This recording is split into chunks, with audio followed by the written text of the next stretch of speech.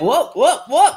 All right, welcome back to the party, everybody. This is Morty, and I am your host, Lutch, aka the Indian Jesus, here to resurrect the second coming of common sense. Everybody hit that like and subscribe. You know I would do it for you, and let's party. Big shout out to the replay gang. Thank you so much for coming back to watch us, even though you missed the live party, guys. That is the best part, so make sure you are here every Monday, Wednesday, Friday, 8 p.m. Eastern, and sometimes whenever I feel like it. So hit that subscribe, ring the bell, and you will never miss an Indian Jesus live party ever again. If you'd like to support the channel, head on over to TheIndianJesus.com for your very own official merch. It's getting cold, so grab a hoodie. TheIndianJesus.com. Guys, we do also have a Discord server. It's like a giant group chat where 24/7 we're in there hanging out. It is a great place to meet people and have interesting conversations, and like I said, it's absolutely free. However, if you are a member of this channel, not only will you be able to get the free chat that is available, you can scroll right below the video here, hit that join button. There's a few different tiers here, but it starts at just $2.99 a month and gets you members-only live streams here on YouTube, all that other good stuff. But like I said, it opens up the full Discord server, including all the other channels, including the after party channel. That's right. As soon as we are done here, we are headed over there for an after party where we don't have to worry about any YouTube censors or anything, and you are not stuck behind your keyboard. You're actually on screen with me and everybody else. It is a good time. Definitely come and join us. We got my co-host, the Overlord, and of course, every donation comes with a treat for Morty. Who do we got in the building? Shout out to Nick Buchetti, moderator to the stars. We also got King Nirvana. Good to see ya. Good to see ya. We got Dixon Cider. Let's start off with an early skull. All right. Welcome. What is good? Good to see ya. Good to see ya.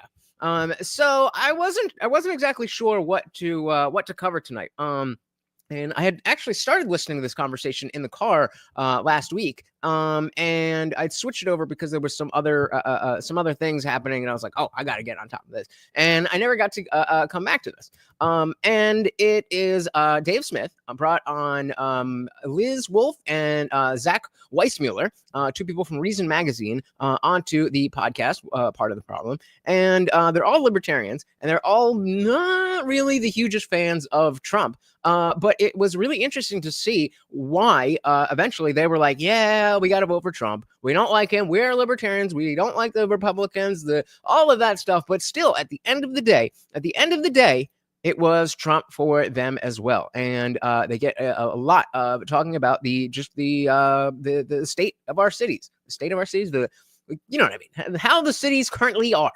And, Dave being from New York, these two also being from New York. And I think it's really interesting to see a different perspective on, like, obviously, those of us who were very happy to vote for Trump were, made up our minds a while ago. But some people, even people who are deep in the weeds of politics, weren't really sure right up until Election Day.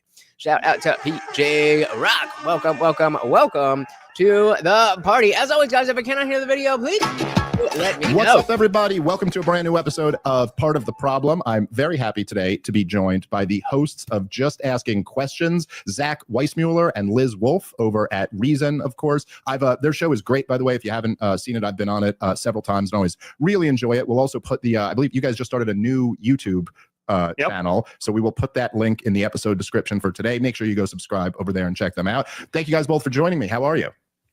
Doing great. Thanks, Dave. Be here. Yeah, we're not allowed to have you on our show anymore because we have you on too often, and so now we have to go on your show to get our fix. There is international podcast law is a tricky thing to manage, but we try our way to get. There's lots of loopholes in there. Don't worry. I think as long as it's like a business expense, you can have me on one more time before Christmas or something. Once the calendar year resets, we're good. We're in the clear. So don't worry. Yeah. Then we all right. Or if like a major war has started, then we get to have you on also. So you win some, you lose some. It'll be easier at this point to have me on when a major war isn't started. I don't even know what counts as major or minor wars anymore. Is bombing Russia with U.S. weapons, does that count as major? So Robbie is still he's still the co-host, but sometimes when he has guests, it's just going to be the one-on-one. I should check out what is his podcast called? I forget what it's called. They always say it at the beginning and the end, but I always forget it. But yeah, I feel I want to check him out. We should cover Robbie the Fire Bernstein. We definitely should do that. But yeah, he's still the regular co-host. They just don't always have him on with guests. That seems pretty good to me. Seems bad. All right, so there's obviously a lot going on in the world, and I'm curious to get both of your takes on this. Maybe I would start with this. I know, so Reason, for people who don't know, Reason magazine for many years is like, I think, the longest running libertarian publication that's out there. Of course, in the new era now, I always call it Reason magazine, but it's now there's podcasts and videos and stuff like that. But one of the things that's kind of a Reason tradition is that you guys always put out before election day kind of what's the word, not a poll, but who everybody at Reason, yes, right, exactly, a weird libertarian ritual of confessing your participation in the religion of the state. So King says, from what I understand, a lot of Libertarian Party members hate Dave for voting for Trump. But I think there's a big sect of those guys that hate Dave anyways, no matter what. So if you remember this past year, the Libertarian Party, I forget what the other caucus is called, but the Chase Oliver people, they were, they pretty much have had control of the Libertarian Party. And then Dave and Angela McArdle and I'm forgetting other names, but from the Mises caucus did a primary, and they took over and they got a bunch of people in place. And then at the very last minute at the Libertarian convention, the Mises guy, the Dave Smith guy, was going to win the nomination, but the VP guy did a backhand deal with Chase Oliver, and we all see how that went. Is that what it's called? Okay, well, the podcast has a different name though, right? I know there's it's something on the porch tour. No, I don't know, but yeah, we definitely got to check out some Robbie the Fire Bernstein. Ritual of confessing your participation in the religion of the state. And one of the things that I thought caught a lot of people's eye was that, Liz, you were the only one at Reason who said you were considering voting for Donald Trump. So I'm curious, did you end up voting for him, and how do you feel about it now? Well, first of all, I was not technically the only one. There was also Jerry Tuchili, which we both independently came to the exact same conclusion, which was like, I don't know about actually getting my butt down to the polls. I don't even know if I'll vote at all. If I do vote, it will probably be for Trump. So that's the type of mentality that pretty much all of them have. That they're in terms of how we want society to look, pretty aligned. But in terms of coming down to the politics, they are libertarians. But, barring anything truly horrifying that he does between the time we have to file this and the time we actually have to go to the polls. Yeah, I did end up voting for Trump. I feel thoroughly fine about it. Took my kid to the polls with me. I felt bad about my kid having to see the process of voting because that seems sort of inappropriate for children. But yeah, it was thoroughly fine. I'm a New Yorker. My vote doesn't really count. I think so many people are able to work themselves into a tizzy about this idea of like, my vote is so significant. And so honestly, yeah, I voted for Trump. It didn't matter. I don't really think. I was fascinated by the ultimate results that came out of New York City, where we saw a drastic shift across, I'm pretty sure every borough, but especially the outer boroughs like Queens, where I live, where New Yorkers are just so fed up with the sort of uniparty rule. Democrats have been in power in New York for so long, and New York consistently votes for Democrats for the presidency. And when you actually look at what Democrat rule gets us on a local level, I'm sorry, we have rampant crime. We have a subway system where people are constantly, evading fare, hopping the turnstile. The subway system is absolutely garbage, in total disrepair. We're constantly... And again, like they've been saying, it's not new. It's just that they constantly are stuck in this mentality that, only if we double down, we just didn't do enough of whatever. And that's just not rational. Shout out to Miles. Welcome to the party. Another Trump voter. Shout out to Illinois. Welcome. They seen as cash cows. The richer you are, the more likely you are to be seen as cash cows. We have an exodus of rich people from the city and an exodus of children from the city. Cost of living is obscenely high. We have rent control and rent stabilization that makes it hard to afford to raise a family here.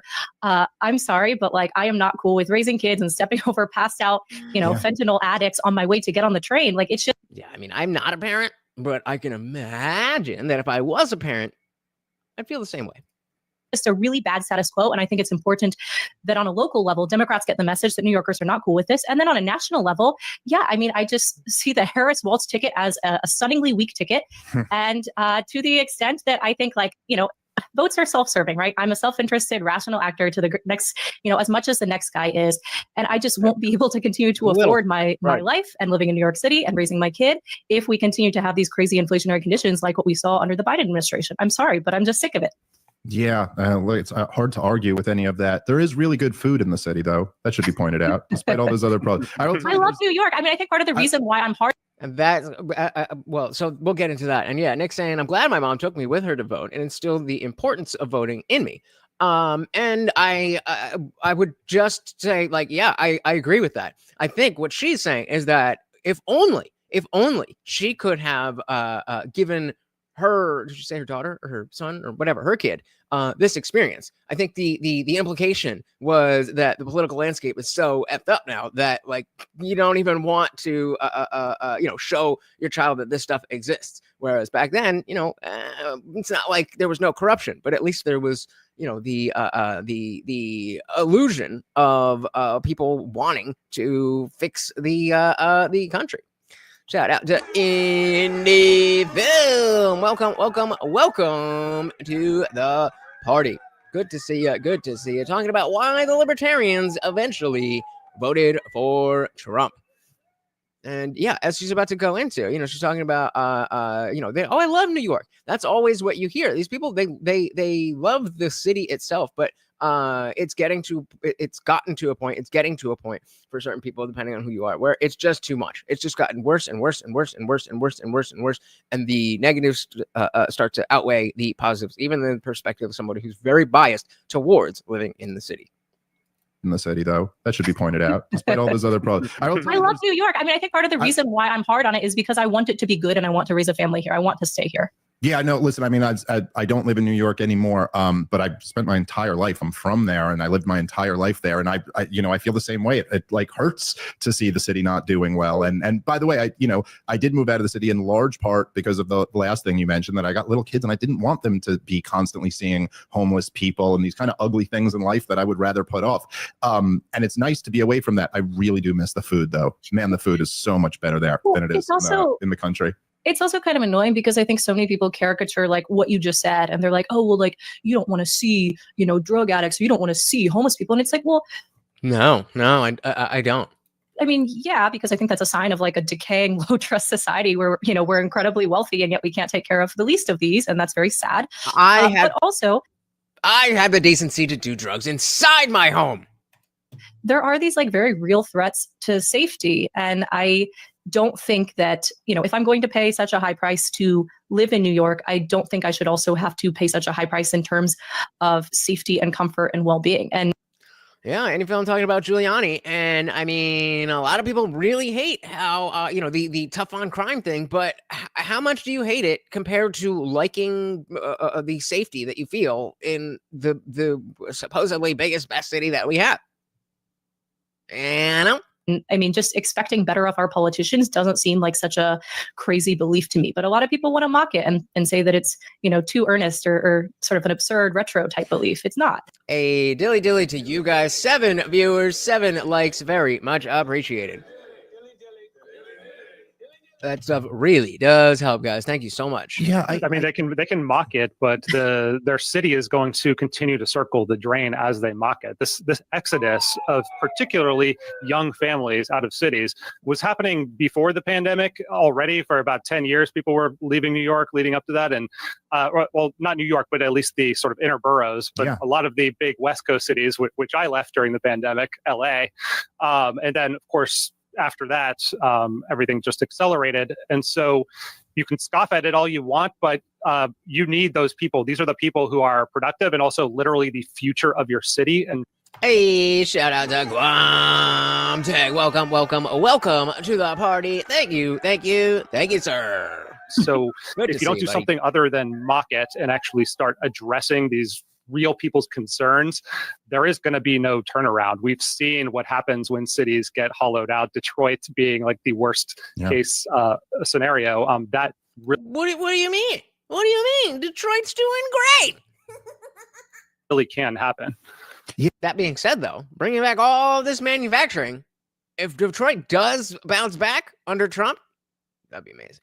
I don't think it will, but yeah, this is something I've argued with libertarians about, kind of somewhat, I don't know, infamously in the libertarian world over the last few years. But there's always, it seems to me that there's almost among some libertarians, there's almost a like a given that's kind of unexamined about where the hierarchy of priorities are supposed to be. And I, like when I would complain about that and say that, like, I don't think that homeless encampments should be allowed to take over major city blocks, whether we're talking San Francisco or Los Angeles or New York City or San Diego has a big problem with it. Like, I just like, no, I don't think public property is, I don't think any of us have the right to sleep on public property. And certainly like in playgrounds and public parks and spaces that are kind of for children. And the response I get, that's relevant to our running poll right now. Should it be legal to sleep in public? Just yes or no. Legal to sleep in public? Replay gang, let me know in the comments below. From a lot of libertarians is like, somehow I'm being heartless to the plight of homeless people and all of the government policies that create homelessness, which, by the way, on those policies, I'd imagine we're all in agreement. Like there's wild government policies that make the price of housing too expensive, that make it very difficult, if not impossible, for people to help the homeless when they really want to. And so like, I'm with all of that, although I don't know, what the homeless problem as I see it, it's not exactly summed up by the price of house going, it's not monocausal at all. I mean, Zach and I produced a documentary on this. Before she goes into the documentary, monocausal obviously meaning having one cause. And we were just talking, I forget how this came up yesterday, but we were talking yesterday about the lottery winners, who you see so often that people who win the lottery get a bunch of money, but they're not financially literate. They don't know how to have a lot of money. So they spend it all and end up worse than where they started. That's why just throwing money at homeless people or putting homeless people in homes is not the solution to the problem. Most of these people came from a home at one point. If they were, obviously there's cases where, it's not, laziness or anything like that. But the fact of the matter is, at one point they were in a home. The fact that there was a home was not the problem. The fact is their behavior, their mental state, those are going to be much bigger factors. Obviously, the cost of housing is going to matter, but it's just they try to make it the number one cause, and it's just not it. Shout out to Modern Apocrypha. Welcome. Always good to see you, buddy. Good to see you.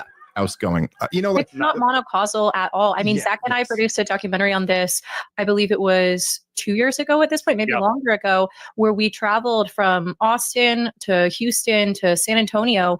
And we interviewed a ton of people involved in what is essentially this industry of provision of services for the homeless. Some of them have partnerships with the city. Others do it more independently. We found that, first of all, it's not really a monocausal thing.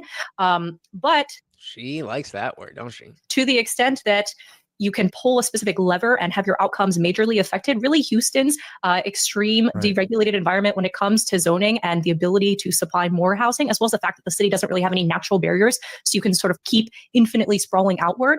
That really made a big difference. And it's not clear to me that strategy is possible to replicate in a place like Los Angeles. But also consider that, like, all of the people working to serve this industry, I mean, they don't really have an incentive to solve it, right? They have an incentive to continue to ask for more funding from the people, they're making their pleas to, and the governments. And we talk about that all the time, that all these organizations that are specifically for solving the problem, if they solve the problem, then what do we need you for? That they're partnering with. So I think sometimes the incentives are a little warped and they're not necessarily incentivized to show results. Yeah, but then, another takeaway I took from that story, as well as my experience in Los Angeles, I've made about 3 documentaries on this topic, from the one Liz is talking about back into my time when I was in Los Angeles. And I experienced a lot of the same pushback you're talking about, Dave, because, the idea that you're going to paint someone as heartless for saying that you shouldn't let people just sort of decay on the street is sort of messed up in itself. I mean, I was sitting there Guy, lean back for like half an inch when you're inhaling. Interviewing in LA past, and I'm sorry if you didn't hear it, because you definitely won't not be able to hear it now. Who was running the biggest shelter in downtown LA. This guy lost his leg to a staph infection that he got on Skid Row, and people are calling him heartless because he doesn't think people should be shooting up on the sidewalks and then should instead be ushered inside. Yeah, mine said anything that's created to solve a problem makes itself obsolete. Well, if it's operating as it should and actually does solve the problem, then eventually, yes, it will become obsolete. But the problem is, of course, that these people don't want to solve the problem. They just want to work on the problem. They want to be somebody who's in the industry. Well, I work with the homeless, the unhoused, and make a lot of money doing it. No reason to want to switch things up. I like, as they said before, it's a nice status quo.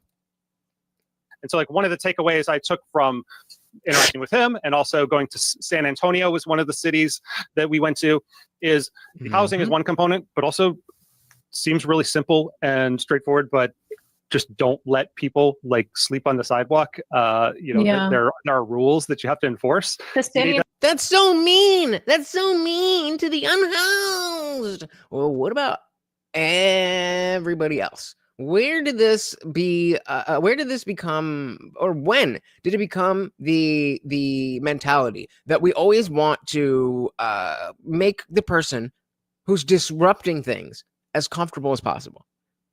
That seems to always, look at Daniel Penny. Oh, poor Jordan Neely. Make sense. Next, so they keep wanting to get paid for it and keep getting pats on the back for it. Bingo. You got it. Yeah, Antonio shelter had like a drug treatment program and the expectation that you'd be working toward getting clean, right? Like that was a stipulation. And like, I'm sorry, but like both carrot and stick matter here. Yeah, it took human behavior into account, because it said, look, we're going to build this big place where you can go. We're not just going to throw you in a prison. You can go here. You could either go on our drug treatment program and job training program, and then you're going to get to stay in a dorm. Or if you don't want to do that, we have a big open space where at least there's a roof over your head. It's not going to be as nice, but there's at least taking some sort of incentives and human nature into account that has been absent in this entire conversation for the past decade and a half. Yep. Really quick, I just realized, oh man, if I had made the title Unhoused Addicts, I can change it right now, but you like that? Oh, I bet we get a bunch of lefties rolling in here. I'm changing it right now. That has been absent in this entire conversation for the past decade and a half. Yeah, well, that's all very good points, and I always thought that it was like, is it really so obvious that the humane thing to do is to just let like people who have like serious mental illness and drug addiction problems, to just allow them to sleep on the street? Like, just doesn't that doesn't feel like the right. But even more than that, so that a shout out to Dixon Cider, and look, we got a brand new roll of treats for Morty. Thank you so very much. This guy's breathing is infuriating. I should not have said anything. If you guys wouldn't have noticed it and I said something, I really apologize. I really apologize. But thank you so very, very much, sir. And of course, every donation comes with a treat for Morty, and that is 1 out of 15 on our swole goal. Make sure you guys check that out. If we get 15 light blue super chats, I believe that's $2 or up, $2 US. If we get 15 of those, then we get in swole. Get me on the floor for 20 push-ups. Look how skinny I am. You know I need that. You know I need it. And you can pay yourselves as well. Carl Dixon, thank you so very much. That makes you the new sponsor of the stream. Very much appreciated. Them to sleep on the street, like, just doesn't that doesn't feel like the right. But even more than that, so that what happened with May, so this was in late 2022. So my son, when my son was born, he had a congenital heart defect and he needed open heart surgery. And so the best place in the world to do it is in New York City at Columbia Presbyterian Morgan Stanley Children's Hospital. So that's where we went. Now, I live like an hour outside of New York City, but my mother has an apartment on the Upper West Side. So we went for a month while my son was in the NICU. We went and stayed with my mother. So my daughter was almost 3 at the time. So she was about to be 3. So we got a 3-year-old. We also have my pregnant wife, and then we had to deliver a baby, have surgery. So I'm bouncing back and forth, from the NICU to my mother's house to go spend time with my daughter. So we're on the Upper West Side, and I took my daughter, again, she's She's must be a couple months shy of 3 years old at this time. So I took her to the playground down the block from my mother's house, and there is like literally a passed out, shirtless, homeless person with a needle next to him. And if you could put yourself back in New York in 22, this is like still the height of, there's outdoor masks. People are giving me a weird look because other parents are giving me weird looks because my 3-year-old is not in a mask. Like this was the time. It's like, there's homeless heroin addicts here. Your kid's not got a mask on? You're the crazy one, Dave. And I was just, by the way, I didn't do anything. Except go on Twitter, I didn't but I was like, this is insane. Like, how do these freaking cops, is it like whatever New York City, I think is the 13th biggest army in the world or something like that, is the NYPD. Like most countries in the world, the NYPD could take out if they wanted to. That's wild. That does make sense though. And I'm just like, listen, could we just like remove these people from a kid's playground? And anyway, some of the responses I got were pretty wild, that people are like, well, if you have a problem with it, you should just leave. And it's like, have you ever brought like a 2.5-year-old to a playground and then tried to just leave? Like, it's not that easy. Oh, honey. Okay. So I know that we said we're going to spend the whole day together here, but the inequality of systemic racism. Easy to just like be like, we're not doing this anymore. Like that's going to be a whole thing. But look, I think the real point that to me was that it's just like, listen, I'm a bleeding heart libertarian. The reason I'm a libertarian is because governments ruin innocent people's lives, and I'm against that, and I don't like it. But if you want me to have some sympathy for this homeless heroin addict who's passed out, I could get there. Sure. Is that a specific? I don't know. I'm a downer guy. I don't know. I use my downers, but is that an Adderall thing? I'm sure he had a much harder life than I've had. I'm sure there's been lots of forces. I'm very, I try to preach gratitude. I'm very lucky that I have the life I have. I've worked toward it, but like things have worked out that were out of my control.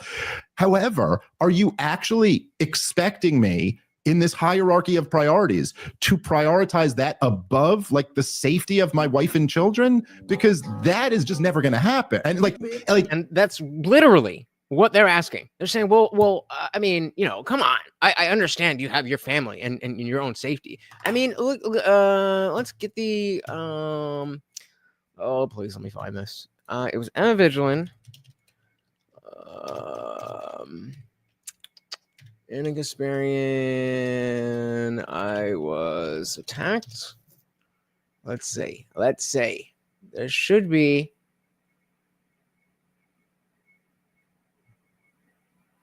one specifically from them. Let's see if this has it.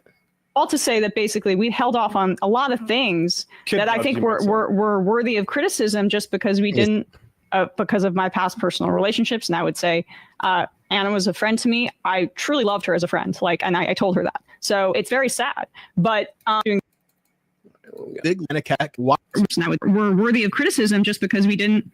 Because of my what happened to your sound, bro? Relationships now with that, so it's very sad. But so this is Emma Vigilant talking about when Anna Kasparian got upset that she was assaulted walking her dog, and in the a sexually manner. Reality is that my principles in this business about calling out people who are doing the why I left the left shtick to appeal to the right. Look how fucking online this frame is. There's 1, 2, 3, and me. Outweighs any personal relationships I'm going to make in this space. So with that said, since this audience is so interested in Dave Rubin and how much we ruthlessly mocked his... Shout out to Modern Apocrypha. Thank you for stopping by, brother. You have a good one. His arc of leading the left from TYT, which Anna... with Anna in the chair you're sitting in now at one point on the Michael Brooks show. Laughing about it. God. I laughed about it with her. She laughed about it on air. We mocked this a lot. And in fact, Piers Morgan will play... a phone hacking liar per a court in the UK, which said that, Piers Morgan... I'm just going to ask the question that... Other right-wingers and doing a lot of interviews. It is interesting, though, that, Jank's going on PBD and all that kind of thing. It is interesting that still no response to Sam Cedar's both private request to have a conversation about this on air on either team. Right. Okay. This isn't it. I'm going to try one more time.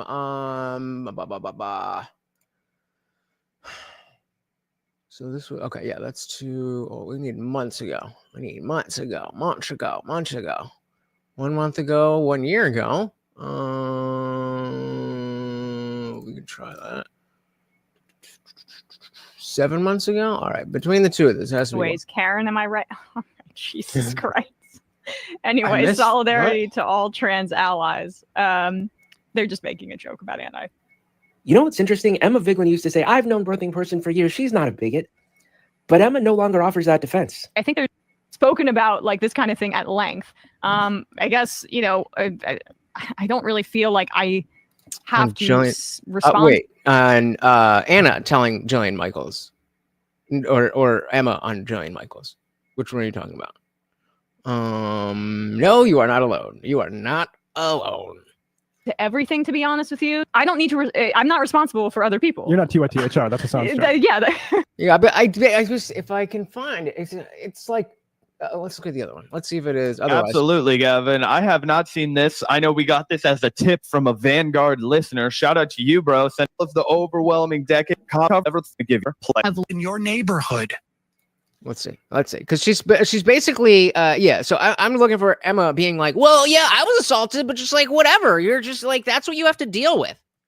But that's not what's happening nationally. It's kind of the equivalent to remember when Senator uNhOuSed brought the snowball onto the Senate floor to say, "Hey, climate change isn't happening. Look at this snowball." Right. I can look out my window and see. Trans are some of your preconceived notions.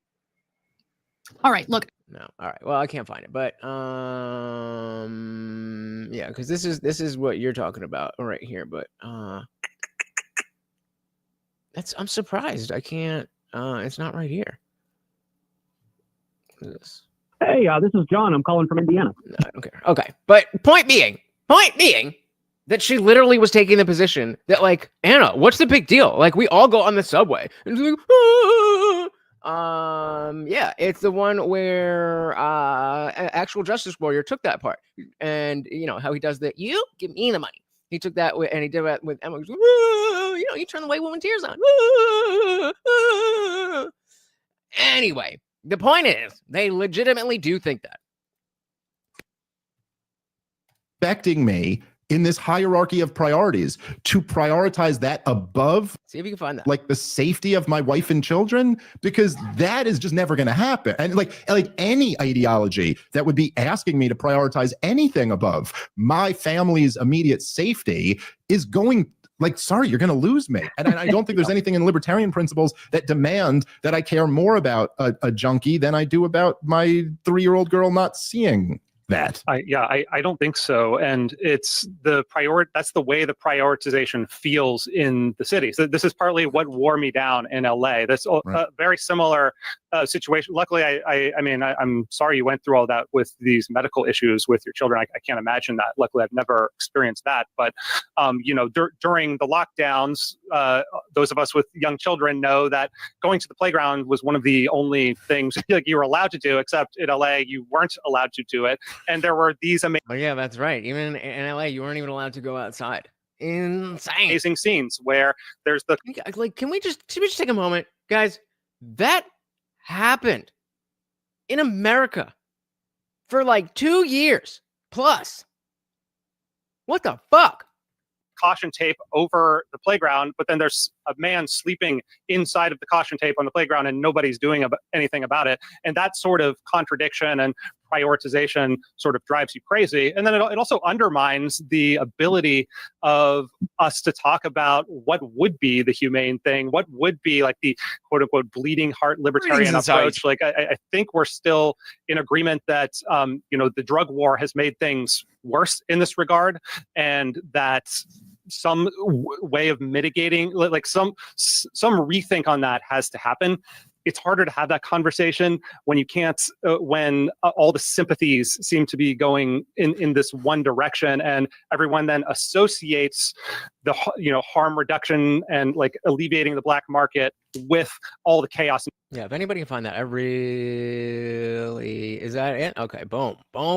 Shout out to Addicts and beside her. I was just right. Everyone's up here at 10:30. Boom, baby. Teamwork makes the dream work. Bathroom next to a man. Shout out to actual justice warrior, and thank you, sir. Much appreciated. and what am I going to do with the rest of my life? He's covering Emma Vigilant on Piers Morgan. And I will just point out that Emma Vigeland's position on crime is that if you get assaulted on the train, then you should just move to another seat and let the person go, as she laid out in a video that I played multiple times on this channel. I was hit at one point sitting on the subway by a man who was having a mental health episode. He sat next to me and he was elbowing and kind of flailing around and hit me in the face and in my body. And it was jarring, right? The idea that I would wait, let's savor it. Let's savor it and say hello to Box. Welcome to the party. We're taking a little detour from libertarians talking about why they eventually voted for Trump to Emma Vigilant essentially saying the quiet part out loud in reference to Anna Kasparian and Daniel Penny and all that kind of stuff. Welcome. And he was elbowing and sitting on the subway by a man who was having a mental health episode. He sat next to me and he was elbowing and kind of flailing around and hit me in the face and in my body. And it was jarring, right? The idea that I would want him to be hurt in any way. I just didn't want to be near him in that moment because I understood something was going on here. Every one of us who's taken public transit has had this kind of situation, something similar happen, seeing someone struggling. Right. So just like you didn't want to be in that position and it was uncomfortable for you, it's uncomfortable for everyone else that person does it to. That doesn't mean that our fear in that instance, and I was a little scared because I was hit. It's a problem. Like it's people that need help. But my fear is not the primary object of like what we should be focusing on right now. It's the fact that this person is in pain.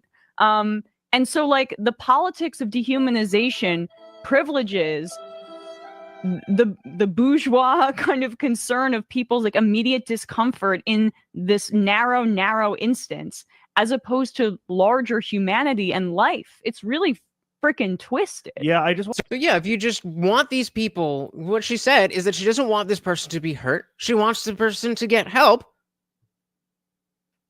And by ignoring them, that gets them help. What? Not quite. The fake prisoner, we definitely watched that. That shit was fucking hilarious. All right, diving back in here. The harm reduction and like alleviating the black market with all the chaos and disorder that they see on the streets. Dude, that's such a good point, man. And I'll tell you, this is I've experienced this a lot, where there's really something to the dynamic of like when one side overplays its hand so much, if you're trying to make a point that even sounds like that side, it's just impossible to make it now. You know, like it's like once the riots in 2020 really kicked off, try making an argument about police reform or shout out to Matthew King in the building. Welcome. Yeah, exactly. Also, somebody else will help it. Not in my backyard. Somebody else do it. This is such a huge problem that somebody else should solve. Exactly. That's the mentality. King said at least she's kind of being consistent with her wild worldviews, but I assume she's full of it. Yeah, somehow she's both consistent and full of shit. Consistently full of shit. Criminal justice reform or something like that. It's everybody's like, what are you talking about? I missed that one. The riots in 2020 really kicked off. Try making an argument about police reform or criminal justice reform or something like that. It's everybody's like, what are you talking about? Bring in the military. Shut this thing down. It's just like no one wants to hear. And I know I've had this experience before where like I've called things racist. And as I say the word out loud, I'm like, wait, don't. I'm not like those guys call everything racist. You know what I mean? Yeah. Like, no, I actually mean this was racist. Like, I completely can resonate with that. It's just like the fact that these words are so overused, like they still have a meaning. There are still things that are racist, and like the other one is anti-Semitic. Like there are anti-Semitic people. There are anti-Semitic ideas out there. That doesn't mean that everybody who doesn't suck off Israel is anti-Semitic. Semantic obfuscation. Again, it's just there is something where it makes the libertarian argument much more difficult when you have these kind of the rise of progressive prosecutors who have come in and decided, like, you know, for years we could be sitting here saying like, hey, it's crazy that like people face jail time over possession or even distribution of drugs. I mean, come on, like, you know, this isn't really like a horrific violent crime. And by the way, we have an attitude about drugs that's so phony in this country. Like, what do you think? You know, like, how many people do you think, like, say like the Fox News building, okay, the News Corp building there, how many people inside that thing you think do cocaine? Oh, that is a poll we are doing. So 65% of you said, yes, it should be legal to sleep in public. I would disagree. I'm in the no, unless, I mean, maybe like a beach where you're set up, you can take a nap, but like, I'm not about that. I'm not about that. But at Fox News, what percentage of people do cocaine? Let's do, we'll go in quarters. Under 25%, between 25 and 50%, 50 to 75, 75%, or more than 75%. Let me know what you think. Shout out to TV Viewerski. Welcome. Said not enough of them are doing coke. The movies were way better. Well, I don't know how many movies they're making at Fox News, but in Hollywood, I'm for it. Yeah, they definitely. Oh yeah, the fake. Yeah, we watched that on whatever 2 days ago was. I don't know what days are anymore. Was it or Friday? I don't know. Whenever the last mainstream was, we went over that whole thing with the fake prisoner. Matthew said cocaine sucks nowadays. It's been a couple of years since I've done some coke, so I wouldn't be able to tell you, but I'll take your word for it. The News Corp building there. How many people inside that thing you think do cocaine? Quite a few. You know 95, what I mean? obviously. 95%. It's all over the place. That's cocaine. Like, what your favorite Fox News host is probably done some drugs in their life, but then you could turn around and okay, so we can make these arguments, we can make the arguments, but once these progressive prosecutors come in and say we're legalizing carjacking in effect, no one wants to hear anything. Shout out to Behave. Welcome. Don't bother. It is just a waste of money. Like, I would definitely, if I had some coke right now, I'd definitely do some coke right now. But all cocaine is the desire to do more cocaine. You're paying for the desire to do more cocaine. And, well, yeah, that's pretty much it. Welcome to the party. Legalizing carjacking in effect. No one wants to hear anything. Go ahead. Well, the thing that makes me so frustrated about all of this is it's just like the actual users, like problem users, actual addicts lose out in many cases when these types of policies are pursued, right? Like lots of people in the actual throes of addiction do not need a criminal justice system that gives them endless license. That's the biggest thing that I'm afraid of. Like even back when heroin was very commonly mixed with fentanyl, I was like, okay, well, coke's going to be safe. Like, why would you want to put fentanyl in coke? But apparently that's the thing now. Yeah, just go straight for the meth or the crack. Buck said, I like coke. I like fent. I don't like fent in my coke. Oof. Yeah. Oh yeah. The next day is not fun. That's why you continue doing blow into the morning so that you can ease your way into that night and just be high that entire day. Drugs are bad, okay, unless they're good. Yeah. In the actual throes of addiction do not need a criminal justice system that gives them endless license to destroy their lives. Frankly, what you need to do is you need to build up their communities and their families and have treatment facilities that are available to them. That way people can actually get the help that they need. But I also think that there's something really awful when we as city dwellers cede our cities to people who will essentially transform this into a low trust society, right? Yes. You never seen Blow? You never seen the movie Blow with Johnny Depp? Come on, that's a classic. That is a classic. Matthew said I always felt fine the next day. Maybe I was doing it wrong. Maybe you just had shitty coke, or maybe you had really, really, really, really good coke. right? Like none of us want to go to pharmacies and have all of the wares locked up. None of us want to see shoplifting if it's under $1,000, the shoplifter gets off scot-free and nobody will pursue them, right? Like that's not a society that I want to live in, where I have to explain to my kid why I'm that dumb chump who's always paying for things at the register when he sees other people just simply walking out of the store with the goods. To me, that's just it just shows this like perversion of values, and people have this mindset of, yeah, that was, I mean, it's surprising how frustrated I was seeing other people just like, like abuse the self-checkout and stuff. Like I just go to, if I ever do need to go into a store for anything, I mean, between Walmart and Amazon, what stores am I going into other than like a 7-Eleven or a Wawa or something? But if I do go, if I do go into the store, I'm always going to the human cashier. But before I made that decision, I would go to the self checkout, and you'd see people like pretending to scan stuff. Like, well, I could just do that. And obviously, any kind of crime, you could see somebody doing it and be like, well, I could do that. But I don't know. It was just a different little thing. It's like, well, why am I fucking paying for my own shit? Ain't nobody else doing it. Like, oh, well, who really cares? Who's really hurt by this? And it's like, well, lots of people are hurt by the erosion of sort of like common shared values and that's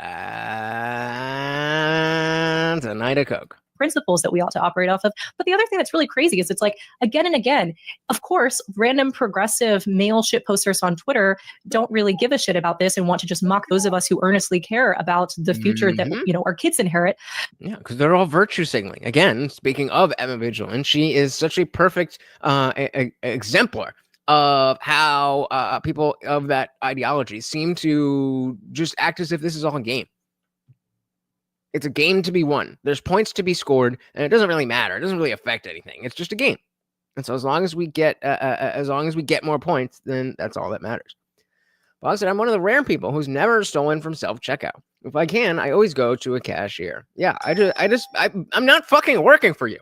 I'm like, it's not even a virtuous thing. Like, I'm not fucking doing your job. I spent years fucking scanning shit. I'm not doing that. I'll get on fucking TikTok and you do the fucking work. The fuck are we talking about here? I even give them the bag. In Jersey, they outlawed fucking plastic bags now, so you have to bring your own goddamn bag. I have no idea what the fuck I'm supposed to line my waste paper bags with after I run out of the giant stockpile of plastic bags that I still have. But yeah, I put my bag up there. You fucking do it. You fucking do it. I don't fucking work for you. It's I don't understand how so many of you are just like, yeah, I'll work for free. Stupid. Shit about this and want to just mock those of us who earnestly care about the future that, our kids inherit. But frankly, it's forget. Okay. People who are more vulnerable, right? Like women and children who are in positions where it's like physically we can't defend ourselves quite as well. And I don't want a bunch of dudes to then have to step in when they see erratic people on the subway. Like, same. Yeah, no, they don't charge. We don't have the paper bags anymore. They make you buy the reusable ones, and then yeah. Well, I mean, we all were. We were recycling them to make sure things were clean. Especially people who have bigger dogs. Like those, the fact that if you have a big dog and you used to be able to just, use the plastic bags to pick up your dog's poop, and now you have to go and actually buy bags specifically to pick up shit. That is infuriating. That is infuriating. Yep. And they don't even allow it here. They don't even allow it here. No plastic bags, no plastic straws. Like said, my wife and I still help bag. It's more to be mindful and make things faster for other people behind us. Not gonna lie, we want to help the cashier have a better day. I mean, yeah, I'm not looking to make anyone have a worse day, but like, do your fucking job. Can you take the cart to your car? Yeah, what do you mean? What? What are you talking about? That's why they have the cart returns, so that you take your cart to the car and then you take it back. I'm saying working on Whole Foods really shows you how shortly some customers can be to cashiers. And yeah, that's what I'm saying. I've been there. I've worked as a cashier in many different places, and I was always getting paid for it. Not very well, but they were paying for it. And I got employee discounts. So if they wanna hook me up, then sure. I gotta wait online anyway, and then everybody thinks it's faster. So the line ends up being longer to wait for doing your own work than to just stand there and have somebody else do it for you that they're paying. That's job creation, baby. I'm creating jobs. All right. Defend ourselves quite as well. And I don't want a bunch of dudes to then have to step in when they see erratic people on the subway. Like right now, we're waiting for the verdict in the trial of the killing of a subway performer by a Marine, Daniel Penny. And thankfully, those charges were he was acquitted of those charges. Yeah. And it's not totally clear how this will be resolved and how New Yorkers will react to the verdict. But it's basically this sort of like vigilante killing, but seemingly, one side is trying to make the case that it was done basically to defend the other people on the train who were threatened by this homeless super. That's what happened. It was not vigilante. Vigilante implies that. Let's get an actual definition of vigilante, because I mean, I could be wrong, but when I say or when I hear vigilante, I think that there is, before I even look at this, some aspect of revenge. And oh yeah, it's that time of year. It is that time of year where all you gotta stand out in the cold and I gotta do the thing. You gotta walk inside. Hey, 5 on pump this. No, just fill it up. Fill it up, bitch. Yeah. So vigilante, yeah, Batman is a vigilante for sure. A member of a self-appointed group of citizens who undertake law enforcement in their community without legal authority. Typically because the legal authorities are thought to be inadequate.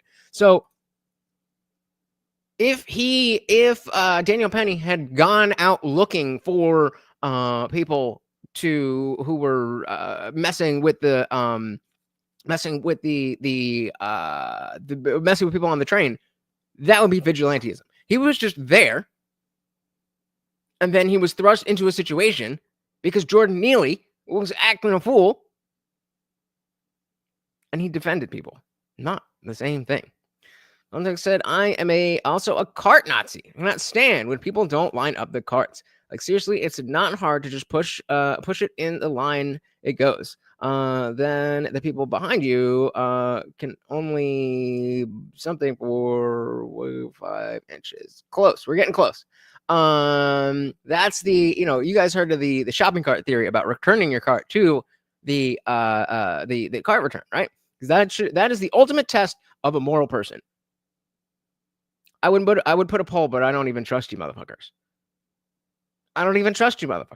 But they say that if you are somebody who returns your cart, that is the ultimate sign, because it's not about the difficulty, but it's about the fact that there's no reward for doing it, but there's no punishment for not doing it. So if you don't return your cart, nothing's going to happen unless you get caught by cart narcs. Shout out to them. And if you do, nobody's going to give you anything. Nobody's going to, there you go. We got a lazy bones. It's just so simple. And just do it. Do it. And it's not surprising to me at all that channel Cart Narcs is so popular and is so able to continue over and over doing videos of people not putting their carts back, because people are lazy and ignorant, and they don't care. Obviously those of you who are cool, obviously I'm not talking about you, but the fact that part of being a YouTuber is that you have to constantly, please like the video, please do this, please do that, please do that, please do this, please do that. The fact that it's not an automatic, that most people will click on a video, automatically click like, if they like it, automatically share. That should be the default. There should be something wrong with a video. That's the only reason you shouldn't share it. That's the only reason you shouldn't like it. But, it is what it is. People are lazy. Hey, we got the funky funk master general in the building. Welcome. Said Bernie Getz was the subway vigilante. Definitely a little bit. I'm not super clear on the details, but not exactly the same as Daniel Perry. Thank you so very much, sir. Welcome to the party, and of course, that makes you the new co-sponsor of the stream. Thank you. So good to see you, brother. Welcome. All right, let's dive back in here. Case that it was done basically to defend the other people on the train who were threatened by this homeless, super erratic, schizophrenic guy. It's kind of this Rorschach for how New Yorkers feel about these issues with public disorder. But for me, at least, one of the most radicalizing things that I ever encountered was when I was living in Austin, when I was pregnant with my son in 2022, I was attacked by a homeless woman, and she started like coming. She came up out of nowhere and started punching me, like sort of to the side, like right beside my belly, and it was absolutely just like stunning to me. I ran into the street to try to get away from her. I'm a fast runner, and it was, easy to do. But then I was really shocked by the fact that like it's kind of a strip that's barren and there aren't very many people around or establishments. And so I was basically trying to signal to drivers and to cars, like, help me, this woman's following me. And she attacked me. Eventually, like the cops showed up. It only took 10, 15 minutes. My husband came too. But there's a certain amount of like, I think that really connected the dots for me of like, why is it that I, a law-abiding normal person who's just trying to like grow a baby inside of my belly, and I was carrying groceries at the time, trying to walk home, trying to get my step count up. Why is it that I have to suffer when I did nothing to instigate this, and there's some other person with really fucked up, untreated drug issues or mental illness issues? And like, I'm sorry, but I have the expectation that we have a society where laws are enforced and where you can't just do that type of crazy thing and get off without consequence. What? You're telling me that you want to live in a society where there's consequences for actions? That's a tall order, sweetie. I don't know if that's realistic. To me, it's just like, it shows this. I'm not even sure if I'm being sarcastic.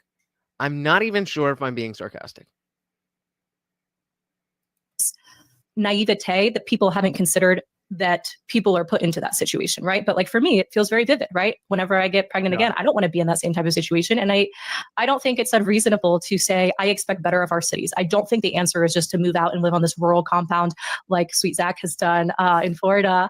But like, it's like legitimately, like, I don't want to have to do the exodus from the cities. I don't want to give up on them. And I don't think I should I should have to just because a bunch of progressive voters have tried to ruin it for me. Yeah, well, I certainly agree with that. I don't think so. Yeah, I don't think you should have to give up on it either, Liz. And I'm rooting for. You shouldn't have to give up on it, absolutely. But there definitely should be a level of, once you have a family, like if you're a single person, if you're married and both of your significant other, want to be in the fight and all that stuff, great. Like, I am in the position where I don't have to care about anybody else's safety, anybody else's well-being. I'm just me. I just worry about me and Morty. And he ain't gonna get canceled. Everybody loves him. So it's a lot easier. But if I had, let's say I got married to somebody who wasn't really into this stuff, then I would really have to, think about, do I want to, do certain things that might put her in danger? And then, of course, the other side of that being, hey, if you gonna be with me, people are gonna hate us. But then if there's kids involved, then the risk factor goes down by a billion. Or no, the risk factor goes, meaning the risk I'm willing to take goes down by 1 million. Hey, Morty. Yeah, I mean, how would he get canceled? Come on. I could get canceled easily. Morty, ooh, that's what I'll do. If anything happens, I'll just get a Morty mask, and nobody will ever know. It'll be the ghost of the Overlord. I agree with that. I don't think so. Yeah, I don't think you should have to give up on it either, Liz. And I'm rooting for a renaissance to happen in the cities, despite I said shit. Me too. Being myself, maybe I can come back one day. Will you move back to LA if it gets better? No, maybe Miami or something like that. But that's an interesting statement, though. That's an interesting statement because this is somebody who lived in LA. So this is an LA resident, cares about LA. But even if things change, this renaissance that he's talking about, you're like, well, not back to LA, but Miami. And the subtext being like, okay, well, even if LA gets better, it's still going to be a shithole. But Miami has some of a lot of the same types of problems there. But if there was that renaissance, then perhaps it wouldn't be as bad. Master said if they try to cancel Morty, he will bring a pestilence upon their houses. Yeah, I don't want to see him try. I don't want to see him try. San Jose. Is that south? That's south, right? I think like the thing you were talking about, Dave, about being SoCal? sort of, it's like cringe now to talk about some of these actually real libertarian principles, criminal justice reform, or drug legalization. I speaking sort of from inside of that movement and seeing what happened, my take on how we got here is that there was an alliance made. It was a coalition between progressives and libertarians to promote criminal justice reform and drug liberalization, and some good came of that. I mean, I think marijuana laws were liberalized in a way that I still, to this day, even though there's some backlash to that now, I think overall it's been more good than bad. So that's interesting how he is bringing up the notion that these things aren't just the Democrats. There's been a lot of libertarian ideas, especially with the Chase Oliver types of the Libertarian Party. It's not just the Democrats. And so apparently. But so it's not just one ideology. It's not just progressivism. It's not just the Democrats. It's not just liberal ideology. It's not even just wokeism. It is a misapplication of libertarian principles. And I mean, maybe he's gonna. I'll let him explain better. But that makes sense. That makes sense when you be the autonomous aspect of libertarianism, it can very easily be corrupted. And so if you start with, heavy regulation and all this stuff, and then you want to move to a more libertarian place when the landscape is already bad, that may not be a good thing. That may not be a good thing. Interesting. I never really thought about that before. Even though there's some backlash to that now, I think overall it's been more good than bad. And even some of the criminal justice reforms have been good. The problem is the progressives really were in the driver's seat, and I think libertarians sort of went along for the ride and let the progressives put. You can even see it. Look at the angle of Dave's mic, pointing right at his chin, maybe a little bit less, and this one's the same exact mic, but it's pointed up. So, forth not only the arguments, but really shape the policy. And these progressive prosecutors that you brought up are a great example, because there's some good ideas in the progressive prosecutor package, and then a whole bunch of bad ideas that have to. It's like, we're not going to prosecute, possession of marijuana. Good idea. We're also not going to bring down the hammer on shoplifting. Clearly a bad idea, right. But there was a reluctance, I think, to speak up in the moment because some of the good ideas were getting smuggled in. And so what he's saying here is that it's not just the wokies, the progressives who are saying, oh, we shouldn't prosecute this stuff. It's the libertarians who are like, yeah, we don't want the government involved. You can steal more before the government gets involved. It's your responsibility to do this, that. And that's fine if we already have a landscape where you can take things into your own hands. But if we don't, then it ain't gonna work.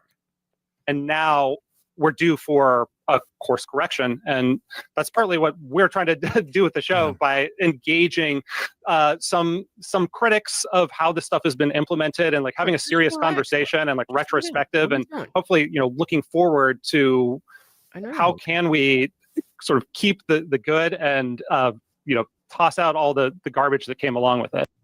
Yeah, I think that, so one of the things that I've kind of tried to focus on, and I think you're like hit the nail on the head, where it's like essentially the problem is that whatever arguments libertarians were making, libertarian prosecutors didn't rise up around the country, right. Progressive prosecutors did. And by the way, I remember when many of them were running, not that long ago, by the way, none of them ran on this. I mean, they ran on not giving harsh sentences for small amounts of drugs, and they ran on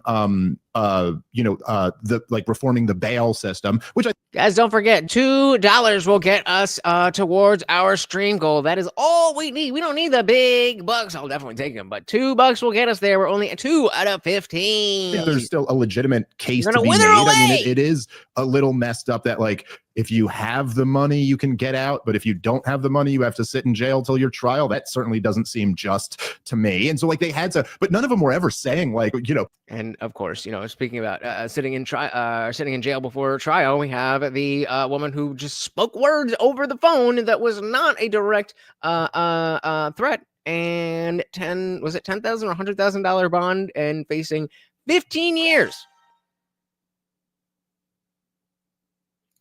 Vote for me, and I'm going to make sure that you only get a ticket if you steal $1,000 worth of things.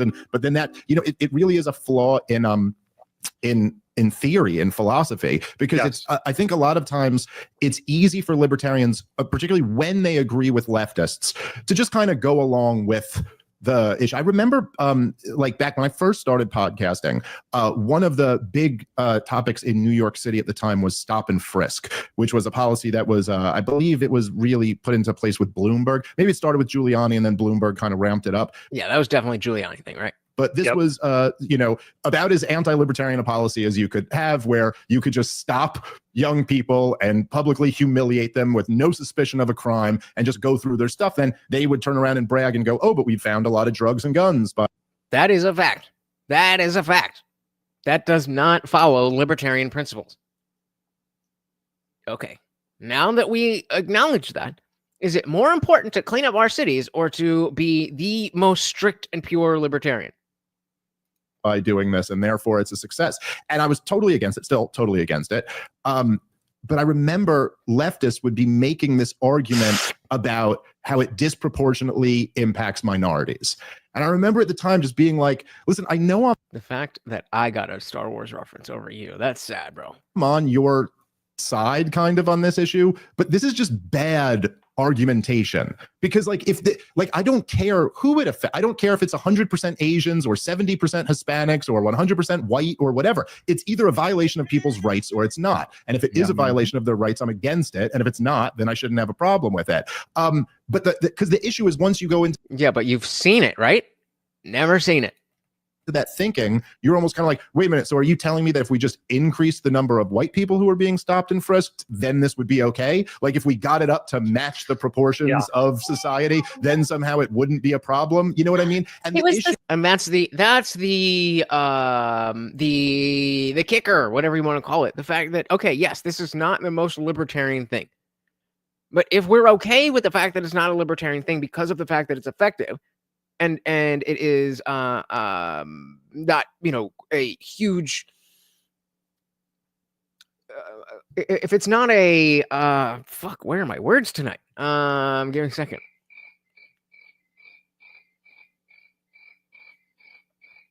Like an intrusion, not the like we have to balance we have to weigh the intrusion versus the effectiveness. And when we're talking about the principle itself, like, yeah, definitely it's not a libertarian thing. That goes against libertarianism. Okay, great. Don't really personally care about whether we are strict libertarians or not. I care about the effects of society, but I also do care about how things are done. And so we could say that the problem with stop and frisk was the liberty aspect. The problem is that the people against it argue the race argument, which is what Dave was saying. So, okay. So if we just stopped as many white people, you'd be fine with it?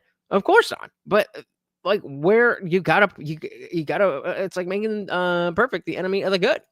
Let's go back to our poll at Fox News. What percentage of workers do cocaine? Yeah, I said only 25 to 50. Damn, I would have said 50 to 75. I would not be surprised if it was higher than 75. Everybody who is in show business does cocaine. TV video keys, and I'm sorry, Dave. I'm afraid I can't do that. How? The proportions of society, then somehow it wouldn't be a problem. You know what I mean? And it was the It was the same with COVID vaccines, right? Right. The exact Or they actually, but then conveniently they didn't really seem to care when like the vaccine passports were going to disproportionately affect Black people or immigrants or anything like that. But yeah, we didn't talk about that. That was misinformation. Yes, that's right. All of a sudden those concerns go away. But I think that this was so like embedded in the worldview of so many of these progressive prosecutors that they would then apply it to, it's like, well, hey guys, look, 80% of the shoplifting arrests are this demographic. And so we have to do something to stop that. And it was never like what I think us libertarians would want the standard to be like, who cares what demographic it's happening to? It's either right or it's wrong. And property crimes are wrong. That's not a victimless crime. Right. So it become like trying to use it on the racism aspect doesn't hold water. But if you want to say, hey, this is such an intrusion, and it's such a, what is the fucking word? A thing like blocking our liberty. What is that word? It's a, it's on the tip of my tongue. But if it's if the argument is about how against liberty it is, I'm sorry, I don't know why I'm blanking. Then okay, now we can have that argument. But nobody's making that argument. They're just like, that's racist. Okay, well, no, it's not. Or it's wrong. And property crimes are wrong. That's not a victimless crime. And so like it doesn't like look, there might be, I'm not like a genetic reductionist or something. Thank you, Jesus fucking Christ. An infringement on our liberties. Thank you, Matthew. Jesus. It was right there. It was right there. I don't know why I couldn't see it. Yeah, impediment would work. I was definitely thinking of infringement, but yeah, either way. Thank you guys. Thank you. Yeah. So the question is it a big enough infringement of our liberties that it doesn't matter what the effects are? That is the question. Not is it racist or not? Is it right or is it wrong? Shall not be infringement.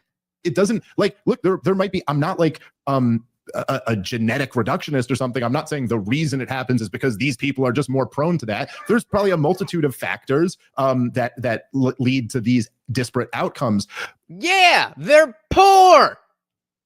It's a class issue. Oh, I feel like we've talked about that before. But that mentality is just poisonous because it's like, and it infects everything.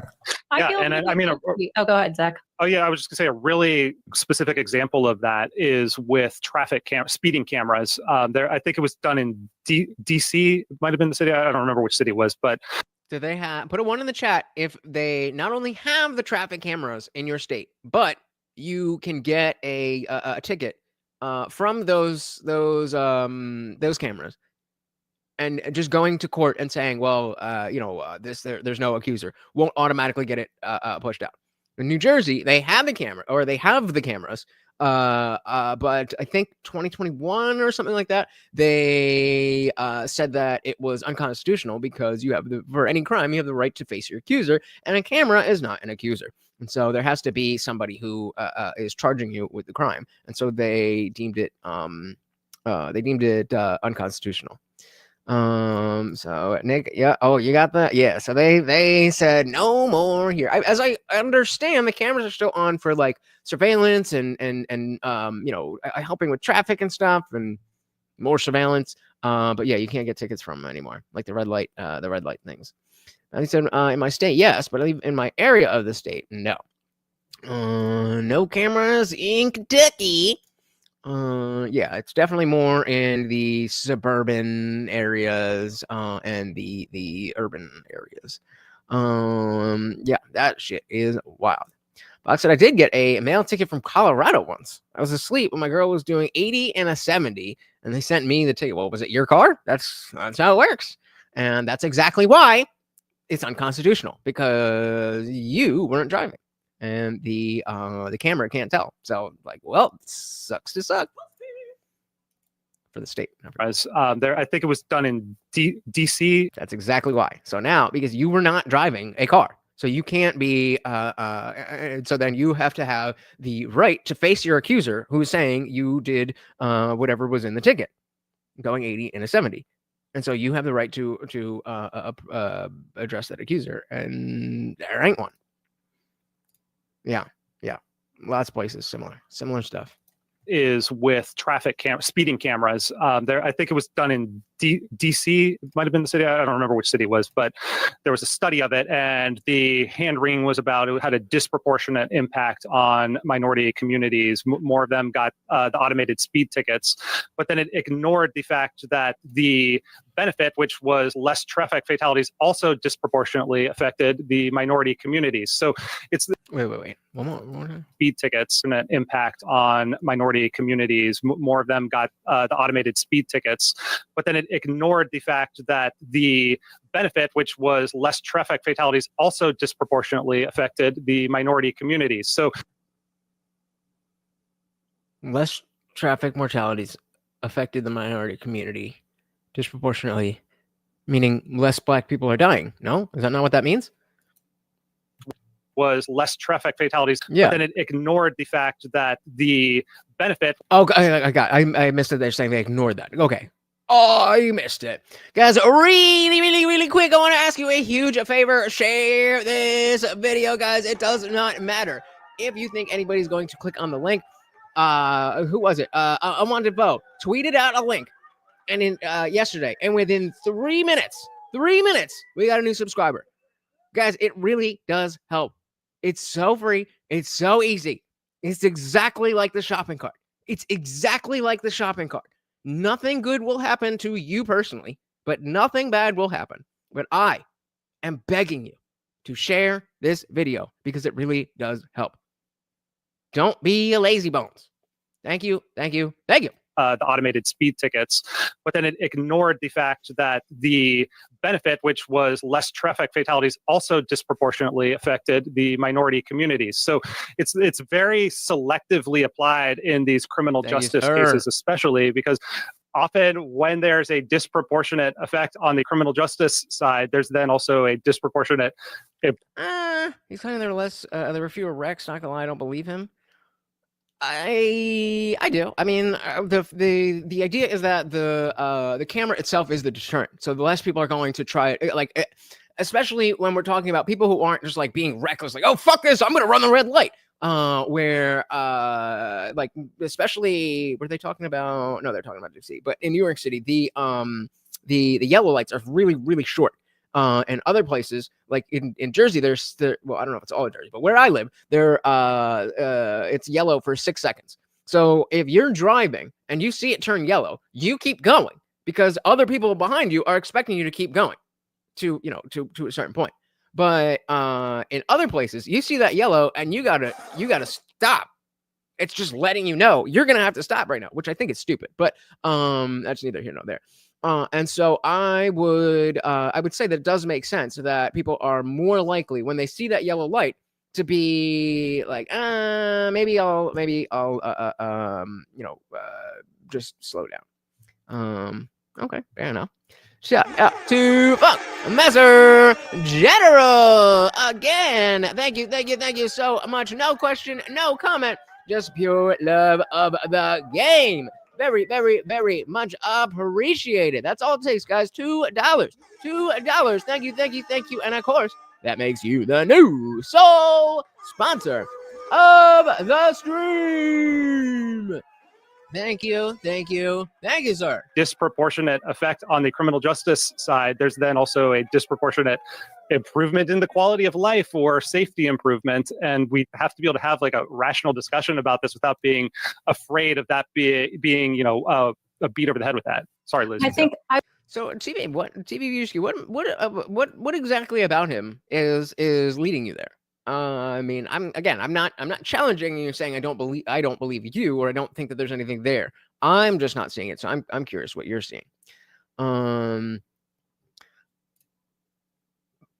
Can't hurt, right? Can't hurt.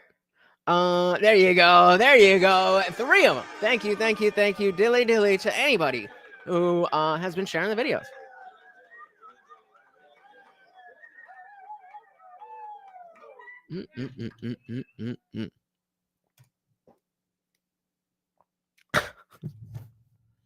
Oh my God. All right, Kathy Hochul over here. Less blacks died in traffic accidents because blacks don't know how to get a driver's license. They know how to get a driver's license. They just don't know where the DMV is.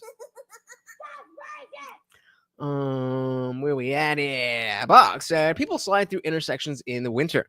I have a habit of making sure they come to a stop before I go. Yeah, there is where my parents live. There's like it's their development, and it's a main highway, and then on the other there's nothing on the other side. It's just the jug handle. Put one in the chat if you don't know what a jug handle is. It's just a jug handle, and so the light is relatively short, and it's a highway going the other way. And so my parents are always like, make sure, when you're at that light, you stop and you check, because so many people get in accidents. The people on the highway will just keep going, and boom. You don't know what a jug handle is? That's crazy. That's crazy. Hold on, I'll show you in a second here. Hey, shout out to IndieFilm. Shout out for the $10 Venmo. Thank you so very, very much. Going right around. Yeah, let's see if that works. Going right around YouTube's money stealing device. Thank you, sir. Very, very, very much appreciated. I wish these counted towards the swole goal, but I appreciate it very, very much. So yeah, I mean, I kind of feel like you're trolling me, but I'm gonna also assume that other people don't know what a jug handle is. What is a jug handle, New Jersey? It's infuriating that they just have like a left turn on a fucking highway everywhere else. Like, what? Why would you do that?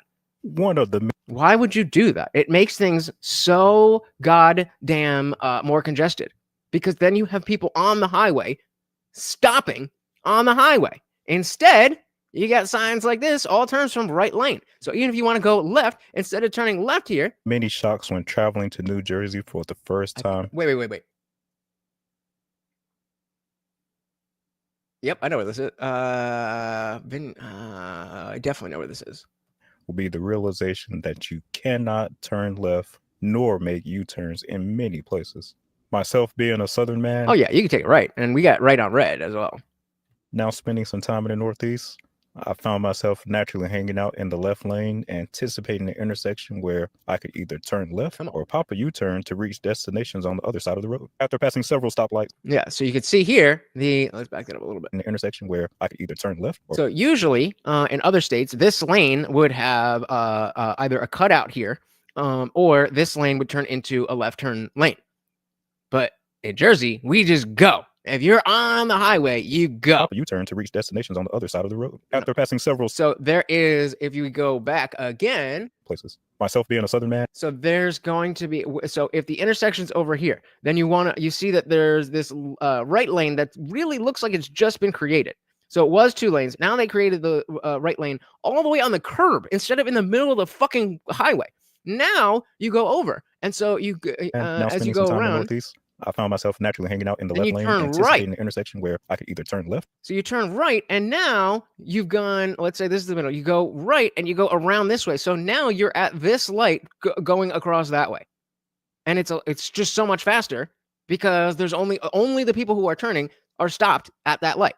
Or pop a U-turn to reach destinations on the other side of the road. After passing several stoplights and finally noticing a turns from the right lane only sign, it hit me that this is the new normal, or better yet, the new Jersey normal. And thus, I experienced my first Jersey jug handle. So on this video, we'll be talking about this intersection design. Wait, I missed that. Was it? And thus, I experienced... Yeah, so this... I'm trying to figure out, where was this, because this isn't here anymore. Is this East Brunswick? I think this is East Brunswick. Or no, Old Bridge. Okay, that's the Old Bridge town shops right there. Bam! I knew it. I knew where this was. So again, this is coming off of the highway. You can see the highway over here. And instead of stopping on the highway, because again, if this light is green, then we don't want, if you're not turning, you don't want anybody stopped there. You just want to be moving. And so if you have to turn, you take just a little jug handle, and now you're waiting over here at the light to go across. It's my first Jersey jug handle. So on this video, we'll be talking about this intersection design that is so prevalent across New Jersey, why it's used, and what are its advantages and disadvantages. I'll also talk about some of my personal experience with them being from out. Yeah, so perfect example. So again, instead of coming up here and then taking up this entire thing with turning, then you just go whoop, state. So go ahead and hit that like button and subscribe as we go ahead and explore There's the first of your many turning transportation lane. oddities and quirks in the northeastern U.S. So the first order of business: what is a New Jersey jug handle? The jug handle is a type of modified left turn in countries where traffic drives on the right side of the road. Turning traffic is directed to a side ramp that crosses over the main roadway via a crossing road or sometimes a grade separated bridge. There are 3 different configurations of the Jersey jug. Shout out to Dietrich. Welcome. So the left bus because some fucking road?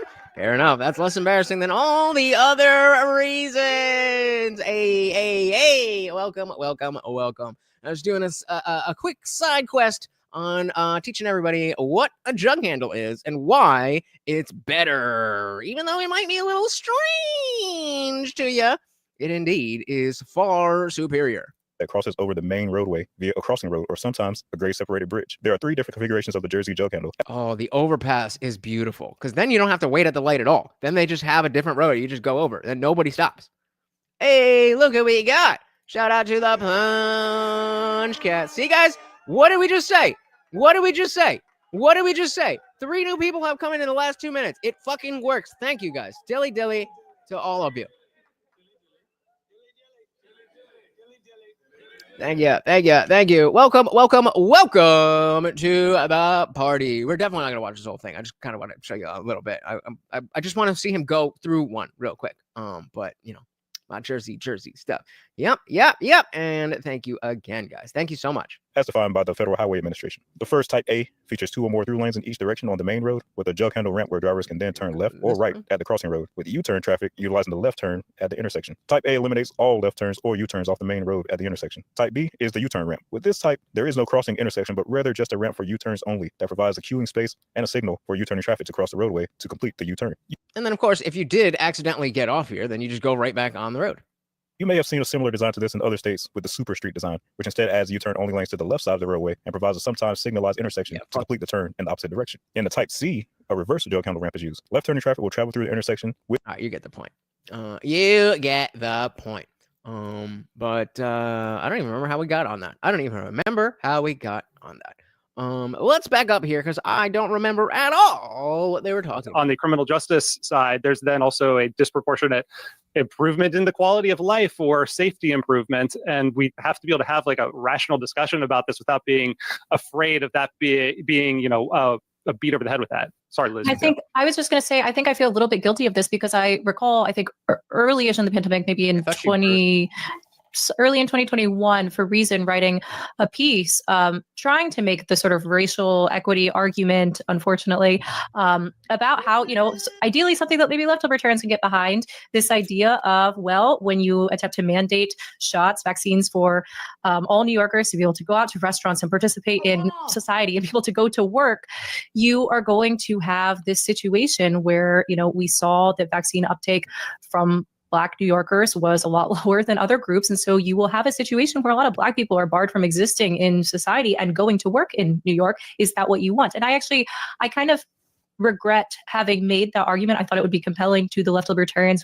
The only problem is with the traffic circles is that people don't know how to use them. And they get like, if you go, same thing with the zipper merge. There's a light by me, and it's an on-ramp that turns into the straight lane, and then it has the other road coming in that turns into the turning lane.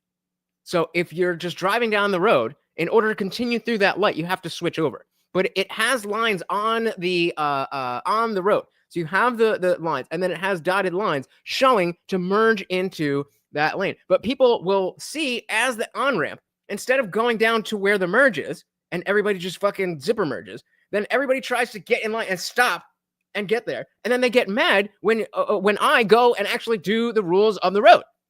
Like, people don't understand a zipper merge is meant to help traffic. When you try to get in line to be polite, that's what the traffic is. Nobody would be stopped at those merges if you all just fucking went by trying to get into, I'm supposed to be in this lane, so I'm going to be here 10 miles back. That is how traffic is created. That is how traffic is created. It's better because it doesn't create traffic. Buxton, I've warmed up to roundabouts. We keep getting more of them around here. It is a little weird at first, but just go. Her breathing is odd. Yeah, I would say his breathing is odd. The guy on the bottom, he's every inhale. But I don't know. Yeah, it's something a little off about this one. Until I get stuck around the roundabout and can't get back out. Come on, man. Come on. You said people need Teslas because you've graduated from retarded to brain dead. Oof. Yep. All right. What we got? Yeah. People are barred from existing in society and going to work in New York. Is that what you want? And I kind of regret having made that argument. I thought it would be compelling to the left libertarians who I think were more sympathetic to vaccine mandates. But I actually think that it was kind of the wrong argument to make because, and I wrote another piece, I believe, that was more based on the actual principle of the mandate being total violation of bodily autonomy, completely discriminatory, a complete misuse and abuse of power by the state, which I think is the correct argument and the correct tack to take. I dislike that I framed it in the racial equity terms. I think sometimes libertarians fall into this trap, and I know because I myself have fallen into this trap before, but we fall into this trap of thinking, well, if we sort of use some of these racial equity arguments and talk about the actual impact of these policies, maybe more leftists will sort of understand where we're coming from and be persuaded and come to our side. And I think increasingly, as the years go on, the more I realize that I don't think that strategy works really. And I also don't think that it is the correct place to be arguing from. I think it really has to be a first principles type thing where it's like, no, vaccine mandates are bad because that is coercion on the part of the state, attempting to infringe on people's rights to put what they want into their bodies. And I'm sorry, but we just have to oppose that at every turn. That's it. That's it. Bingo. It's wrong because it's wrong. It's not wrong because of the fact that black people or white people or Asian people it's either it's wrong or it's not wrong. Now I'm going to hear her too. I only heard his every time he talked, and she's been talking more than he has, so it's not been as bad. People's rights to put what they want into their bodies, and now I'm hearing it. I'm sorry, but we just have to oppose that at every turn. Yeah. Come on, Robbie the Fire. Or no, they have a producer. Where's the producer cleaning up the audio? I agree with your point. I mean, I'm sure I've fallen into that as well. I mean, sometimes you're just almost trying to be like, well, look, by your own stated values, you should be against this. So keep your whole identity and just accept that this doesn't work with it. And I certainly, I attempt to do that when I can. You'd have to make the argument for a vaccine. But it also, I do get your point that it's like, really the problem with even accepting that framework is then it just leads to all types of crazy outcomes. And really Thomas Sowell is so good on this. I don't know. I'm the one that's got it straight in my ear. Most of you guys are listening on your phone. If you guys read his book, was it Discrimination and Disparities? I believe was the title of it. It was a more recent book that he put out maybe 5-6 years ago. But it's just it's an ASMR episode. All right, guys. So good. Where it just tears apart all of these arguments about that you look at the amount of controls that you'd have to do to really get a sense of this, just looking at the outcomes of this group or that group. He goes through them in the book, and one of them was the net worth of Asians compared to Latinos. And then he goes, well, now let's just do a control for their age. Because Asians are older than Latinos on average, which is not something I knew until reading this book. And then you're like, oh, that explains 80% of it. 80% of it's gone now because older people have higher net worths than younger people. And I guess the Asian Americans tend to wait longer to have kids, and you know what I mean? And so it's just that's why you don't trust the science. I was flirting with the idea of what was it? Last week. Nick Cannon apparently is still around doing things and has a show and had Candace on, and we might still use it, we might not. We'll see what else comes up in the next couple of weeks. But it was just odd because whatever I was just gonna say completely just went out of my mind. Did he say something? Asian Americans tend to wait longer to have kids, and you know what I mean? And so it's just I was going to say something. I don't know. It could have been that important. Okay, so I think I'm understanding the jugs. I love jugs. I've never been in spaces with that much congestion. It's a common thing that people are like, oh, this is stupid, I don't get it. But Like so many other things, just because you don't get it doesn't mean it's stupid. I hate when people don't use on-ramps to speed up. They act like they're getting on a 25-mile-an-hour road and not a 65-mile-an-hour freeway. People are crazy sometimes. Yeah. Oh, man. Oh, man.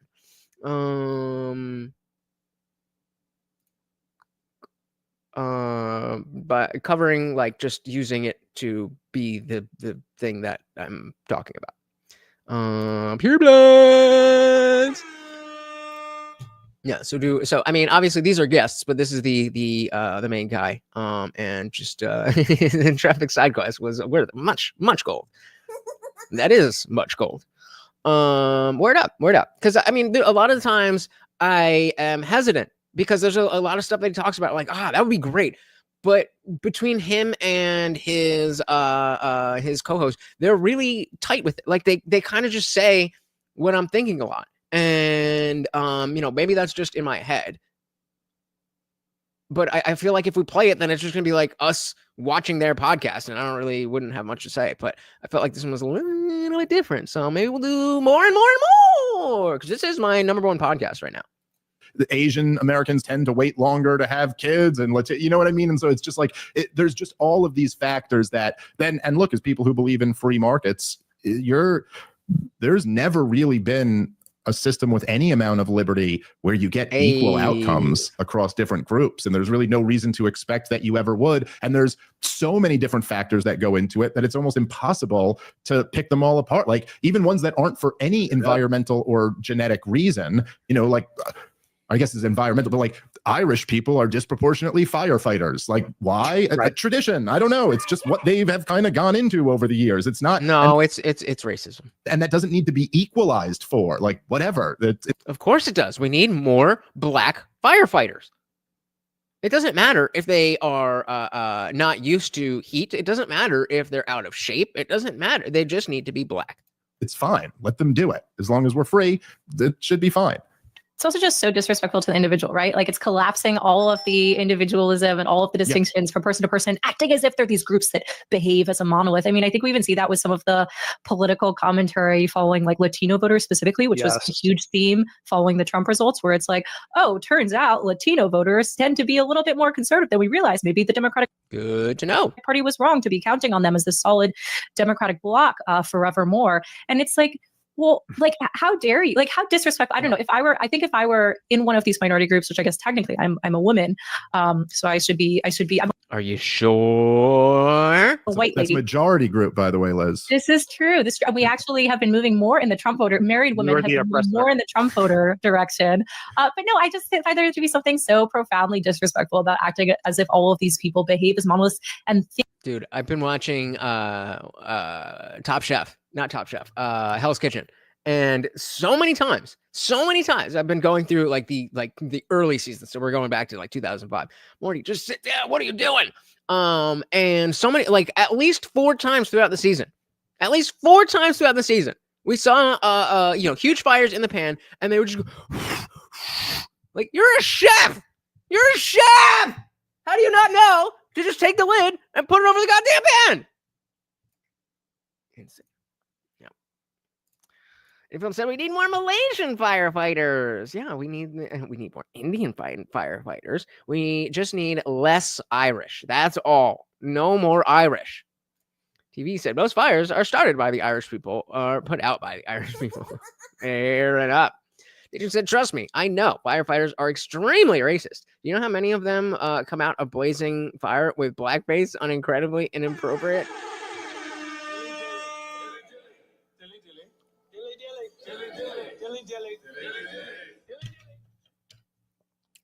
Comment of the night. Beautiful. Glomnick said loves Hell's Kitchen and Gordon Ramsay. He makes a horrible grilled cheese sandwich, though. Yep, I saw that. Why are there top male chefs over females? Because men do everything better than women. Sounds like an Irish person here, and I do currently have a fire going. Makes sense. There to be something so profoundly disrespectful about acting as if all of these people behave as monoliths and think the same way based off of the same values. I think it's called racism. Latino is a very strange one. Like it's just like. Did you put one in the chat if you did not see when Trump was asking Hispanic or Latino?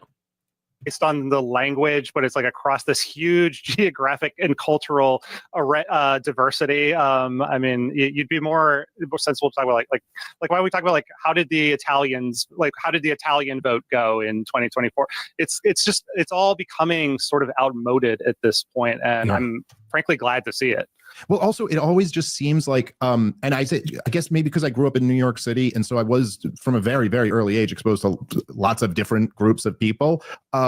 It almost seems like it seems like when you see people on on the cable news talking about the Latino community, it's like you're like, have you ever met one member of this community? Like, you think this is No, they haven't. All right, we got some ones in the building. Check it out, baby. To support New Mexico. Look, don't make me waste a whole damn half a day here, okay?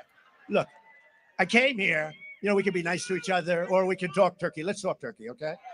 First of all, Hispanics love Trump. They do. True. I like them. They're smart. They're a lot smarter than the person running for president on the Democrat side. You could say a lot smarter than Biden, too, I can tell you. They're smart. Okay. They're entrepreneurial as hell. They're great entrepreneurs, actually. Great small business owners and big business owners, too. But they're great. They work their asses off. That's right. They don't want to get anything for nothing. They want it. They just want a fair, nice, level playing table. And that's what's going to happen. But you know what? No, but did you hear? I'm at the highest point of any Republican in history. Now we're going to, okay, that's one step. Now I'm going to make it of any Democrat also, because I treat you much better than the Democrats. The Democrats, they're destroying your country. They're destroying your country. So I'm here for one simple reason. I like you very much, and it's good for my credentials with the Hispanic or Latino community.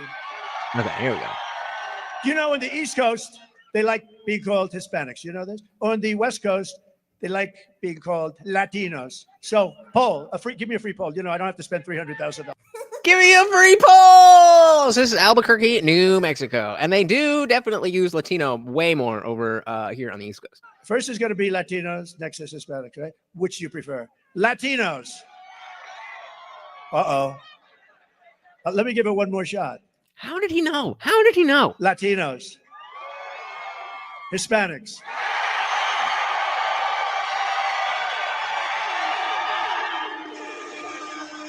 I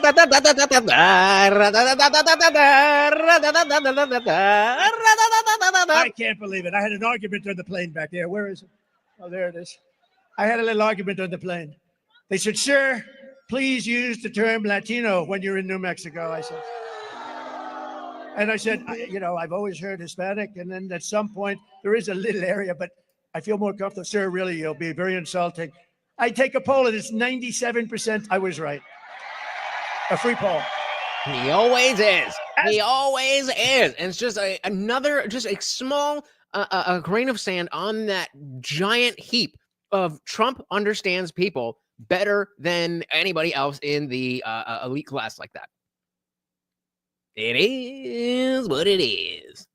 Community, it's like, you're like, have you ever met one member of this community? Like, you think this is a community? And remember, that's Trump's team. That's Trump's team. That's not Kamala's team. Who I don't know what the fuck anybody does at all. You think Cubans and Dominicans and Mexicans are a community? Like, okay, I don't know. Meet one of them, hang out with one of them, because you'll find out pretty quickly it's not that. And I gotta, man, it is so one of the most fascinating dynamics since Trump's victory on election day is listen, obviously on the face of it, you have the way they all look at it, like the black vote and the Latino vote, and every single one of them have just demonstrated they have no understanding of these communities whatsoever. I mean, they literally told you Donald Trump is the most racist, Hitlerian figure of modern American history. And the real awful thing that makes him so racist is that he called Mexicans rapists and separated families and wanted to build a wall. And then he turns around and gets the best results any Republican presidential candidate has ever gotten with black men and Latino men. And then it's like the corporate media goes, well, the answer is that they're all sexist. It's like they just have to pull it back. I remember a friend of mine, very funny comedian, old friend of mine, this guy Dave Kinney. I remember shout out to Dave we were talking. Kinney, but guys, we got about just over 10 minutes left on our swole. Go, let's hit that goal, guys. Help me out, bulk me up, and feed the overload. About $2 in the 2012 election, and I was talking about how ridiculous it is that Mitt Romney kept calling Obama soft on terrorism. We're like, Obama is like, at this point already, I mean, it was 2012. It was before, I guess, they launched the war in Yemen, but he'd already overthrown Gaddafi and had already started the civil war there in Syria, was talking about regime change. And started drone war. Like, he'd been the guy who started the drone wars. The drone campaign in Pakistan had been raging on for years. He had announced that the world was now all part of the war on terrorism, like everywhere in the world, had signed all types of crazy presidential powers into law, like was clearly a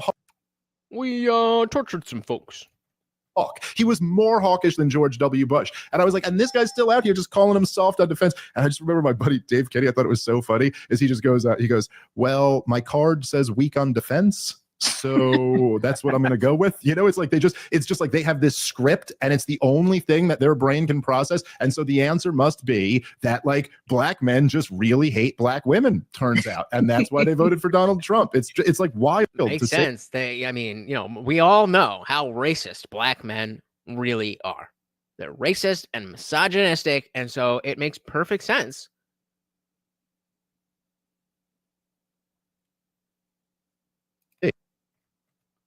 But Dave, this is why the supercuts will save us all, right? Like, I don't know if you saw that. I did actually. I tried this yesterday, and he did not like it, so that's not going to happen. Supercut that Tom Elliott was circulating, following the Hunter Biden. One of the best follows. You gotta remember, he's old, so he don't want to be. He's not comfortable with that. So I mean, I could do it, but like, yeah, you know, Obama, Nabo, drum. A little bit of a stretch, but I'll give it to you. I don't know if you saw that supercut that Tom Elliott was circulating, following the Hunter Biden. One of the best follows on Twitter. Tom yeah, Elliott. he's wonderful. Yes, I played it on the show yesterday. It was awesome, but like, so the viewers have seen it, like following the Hunter Biden part. I mean, my God, you have 9 solid minutes of every cable news pundit talking about how, you know, well, Biden really promised that he would never pardon his total miscreant son, and over again. And they're so fawning, they're so credulous, and they also just say the same thing over and over again. And it's like, okay, I'm sorry, supercuts will be the thing that save us all, because nobody wants that boring drone. Like, I mean, these people are carbon copies of each other. You know, it doesn't really matter what flavor it is, whether I'm trying to find that supercut. Let's see if I can get it. It's CNN or MSNBC, or even frankly, like, I think Fox can be guilty of this at times, though not to the same degree as the others. But there's just a certain amount of like this narrative takes hold, and it's just, I mean, thank God for independent media. Thank God for the supercuts. I think people are waking up to this total fucking farce. It's amazing. Yeah, I completely agree with that, and I think that it's all right. Let's see what we're working with. Handle the truth. This version of Biden is the best Biden ever. She knows so long as she was 9. In fact, I think he's better than he's ever been.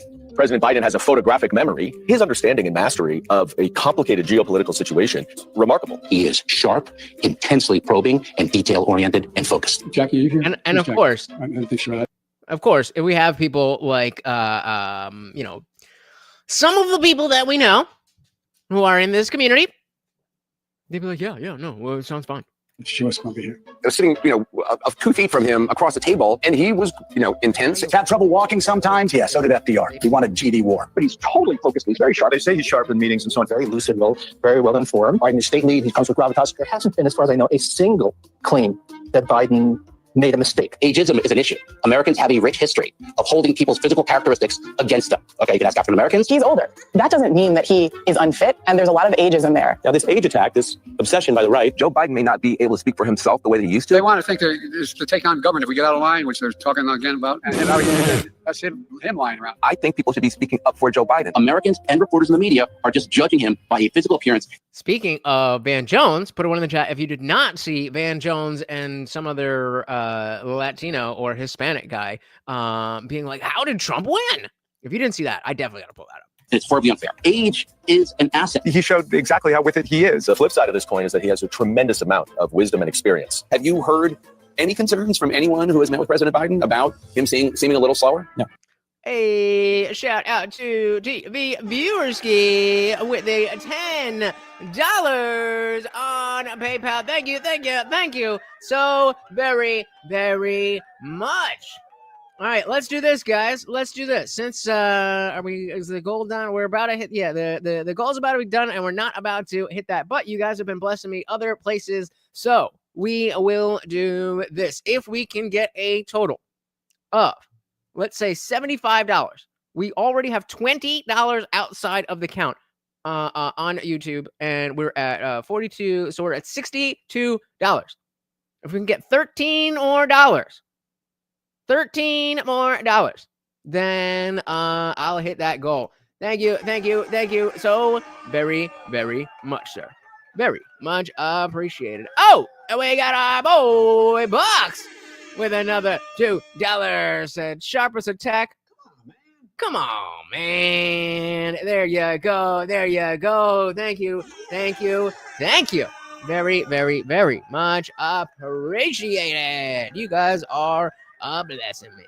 Van Jones, that's what I'm looking for. Van Jones. All right, we'll finish this. More wild speculation from a bunch of people who have probably never been in the room with Joe Biden and certainly don't have medical degrees that I'm aware of. You don't get paid for performance to be president. The job is not a job of endurance. I don't see Donald Trump out bike riding like Joe Biden. It's the Hillary's email. All they have is that he can clear a dementia bar, and that's probably a win. The media are not fair, and they're getting less and less fair, and things are frightening. You have Wall Street Journal running a horribly sourced piece saying that Biden is unfit. UBS Wall Street Journal report. Corn Pop was a bad dude, but not Monk. Mr. General, oh my goodness, $10, no question, no comment, just pure love of the overlord. Thank you so very, very much. Guys, we are $1 away. We are $1 away. About the president's acuity. Shoddy story by the Wall Street Journal questioning Biden's mental fitness. Wall Street Journal story had a lot of flaws, as you said. But Sinclair, they didn't do any original reporting. They didn't follow up. They didn't do any work. Here with us today, Hersh Goldberg Poland is still, he is not here with us, but he's still being held by Hamas. But a huge part of the Mueller report talks about Russian disinformation tactics. And one of the themes this election cycle is that Joe Biden is too old to lead. And so everyone is seizing upon this. And it is a classic disinformation tactic. And I think the best thing that we can do is to prepare the American people for this false narrative. Oof. What's not an oof is Indy taking us over the mark. Thank you. Oh, wait. We got to get our boy right there. Thank you. That is our goal. Oh, wait, let me get our workout music. Thank you so very, very much, guys. Of course, it's all about being able to rock out. Let's do this. Copyright. All right, 20 push-ups. Who's gonna pay yourselves with me? Let's do it together. Let's get swole. You got this. Let's go.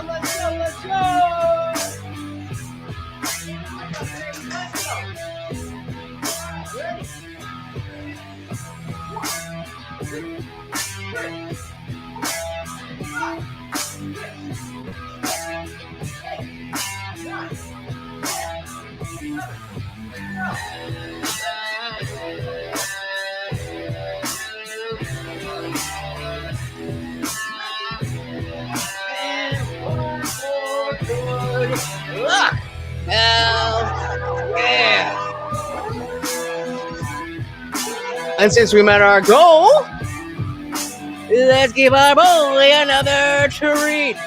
Thank you. Oh my goodness. Woo! Oh my goodness. So we did a whole week with no push-ups, and I'm out of breath now from the 20. Last time I did 100. And it was fine. I need you guys to keep me going. I won't do it without you. I just won't. But you guys hit it. So thank you so much. If you paid yourself and did some push-ups, let me know how much. How much? Guam tax on the way. 20 on the books. There you go. There you go. Can you run us to the super chats are the fruits of covering Dave Smith? We need more Dave and Jesus. Sorry, I'm greedy. Well, we can definitely do that. Nope, we did not get any. We hit the one goal, but on Friday, yeah, it was Friday. That was the peanut butter goal. So we hit that goal, but all last week, we missed our goal. And that is as we obviously. As I lose the momentum from being able to do all those push-ups, then I can't still do that many push-ups. So the more we continuously meet our goal, the higher the number will go. And that's just because I'm a puny little bitch. All right, so I found... All right. I definitely need a... Oh, what's a Mike Tyson push-up? I don't know what that means. All right, well, let's see why. I don't know why it's doubled up like this, but Ben Jones, Donald Trump is smarter than all of us. About time you learn, big boy. How the hell did Donald Trump figure out the mainstream media is the fringe and the fringe is now the mainstream? How the hell did Donald Trump figure out? I mean, Joe Rogan is obvious, right? Like, we knew the guy had a big audience. It's not like we were like stunned, but like, how the hell was he, the 78-year-old guy who doesn't even have a computer and still like writes handwritten notes? How did he? Doesn't have a computer, bro? Like, he has a phone. You're aware that he started an entire social media platform, right? Like, I'm not saying it's doing amazing, but doesn't have a computer. All right, Kathy Hochul. Guy who doesn't even have a computer and still like writes handwritten notes. How did he become the guy who cracked the code on, to your point, running a cultural, I don't even want to say campaign, running it was a movement. Look, heading a cultural movement versus a campaign. Every one of your people knows Elon. Listen, so everybody keeps. I mean, the problem is you have a framework in your mind that how can Donald Trump? Guys, can we cut it out? Donald Trump is not an idiot. Donald Trump. Let me just be very clear. Donald Trump is smarter than me, you, and all critics. You know why we know? Because he has the White House, the Senate, the House. Totally agree. For the popular vote, he has a massive media ecosystem bigger than the mainstream, built around him and for him, and a religious fervor in a political movement around him. And his best buddy is the richest person in the history of the world, and the most relevant Kennedy is with him. This dude is a phenomenon. He is the most powerful human on earth and in our lifetime. And we're still saying, well, how was this guy? We look like idiots. You're totally right. Yup. That's the way it goes. Exactly, Funkmaster, because he doesn't live on a computer like this douchebag. That's how. Spot on. Bingo. Spot on. All right, where are we here? Let's dive back in, guys. Once again, thank you so very, very much. The Overlord and I very much appreciate you. Amazing. Plungecast said these clowns are so out of touch in their $1 million houses and condos. Hive minds. They all think the same thing. Are you coming over here? Come on, Bubs. There you go. Oh, moving target. There we go. All right, you take it easy. Oh, back to Vaderfest.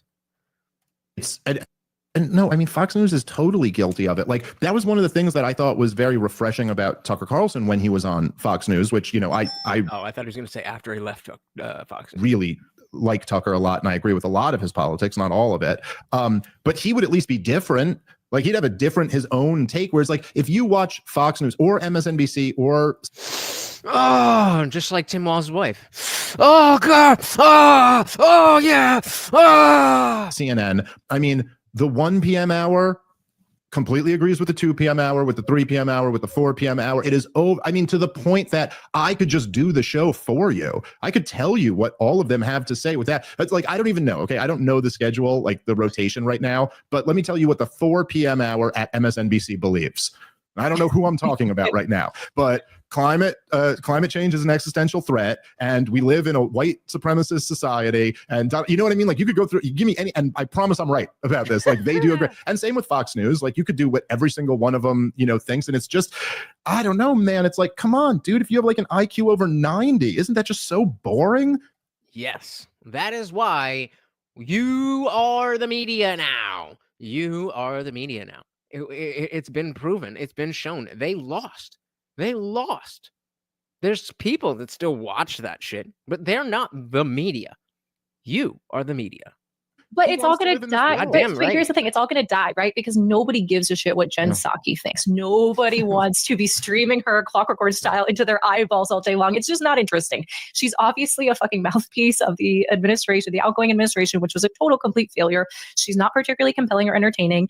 Now we'll see whether Karine Jean-Pierre has the same type of slot handed to her, right? But like nobody cares. And I think that you look at the success of a show like Gutfeld, which I think is actually kind of what you're talking about. Like you were talking about how Tucker Carlson used to play this role at Fox. I think we're also kind of seeing this with Gutfeld, this disruption within the space of late night, the sort of political late night sector, where it's just like nobody cares about Samantha Bee or John Oliver.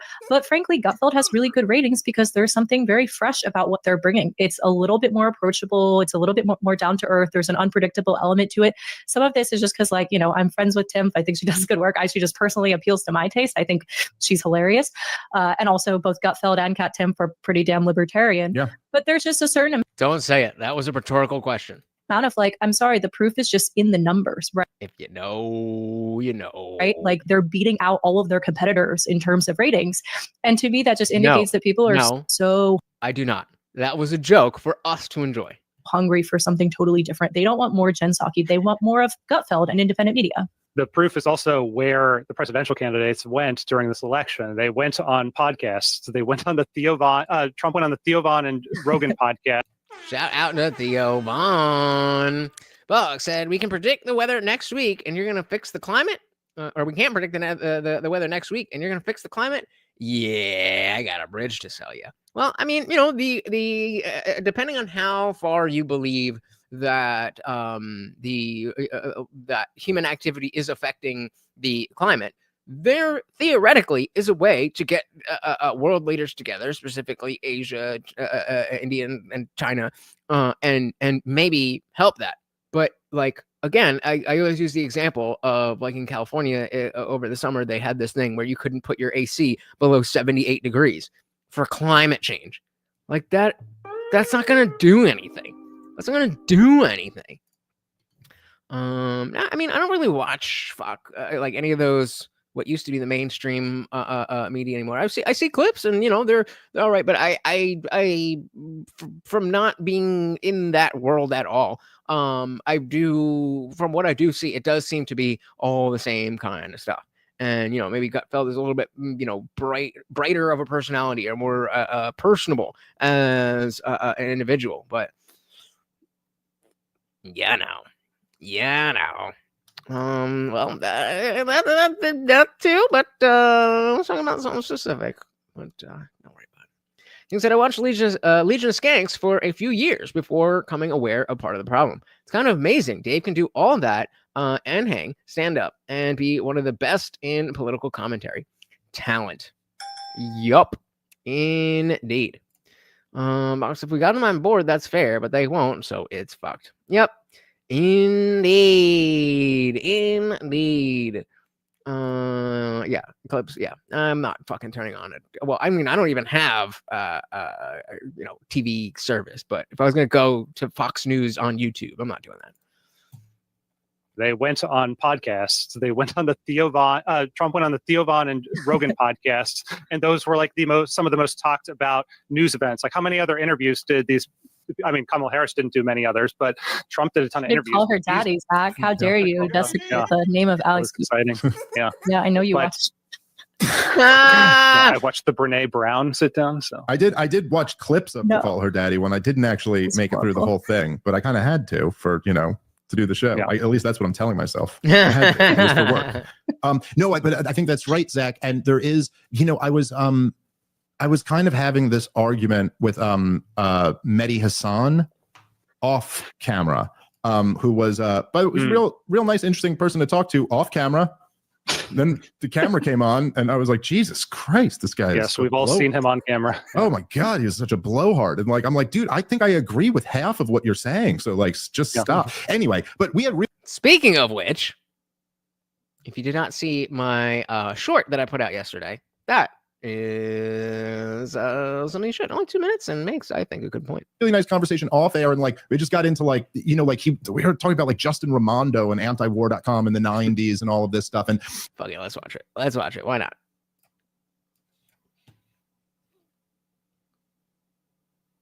To do with this, but no way. Oh, I blocked this. It's an autistic experience of being seen as argumentative when you ask questions, and this is just in the realm of like, oh, just a touch of the tism. I'm like, no, that has nothing to do with this. But proceed. No, what autism has to do with this, but that's TikTok for you. But this is every single time I say anything ever. All right, since I'm training you today, you can just watch and learn while I clean the station. Oh, why are you doing it like that? Because that's how you do it. I've been here for 3 years. Like, I know what I'm doing. No. I'm not questioning like your knowledge. I just want to know why you're doing it like that, so that I can copy you, so that I can understand. Is there a reason why that light is on? I mean, I was about to sit down and read my book, but if you really want me to turn it off, I can turn it off and go somewhere else. Did I fucking say turn the goddamn light off? Projection.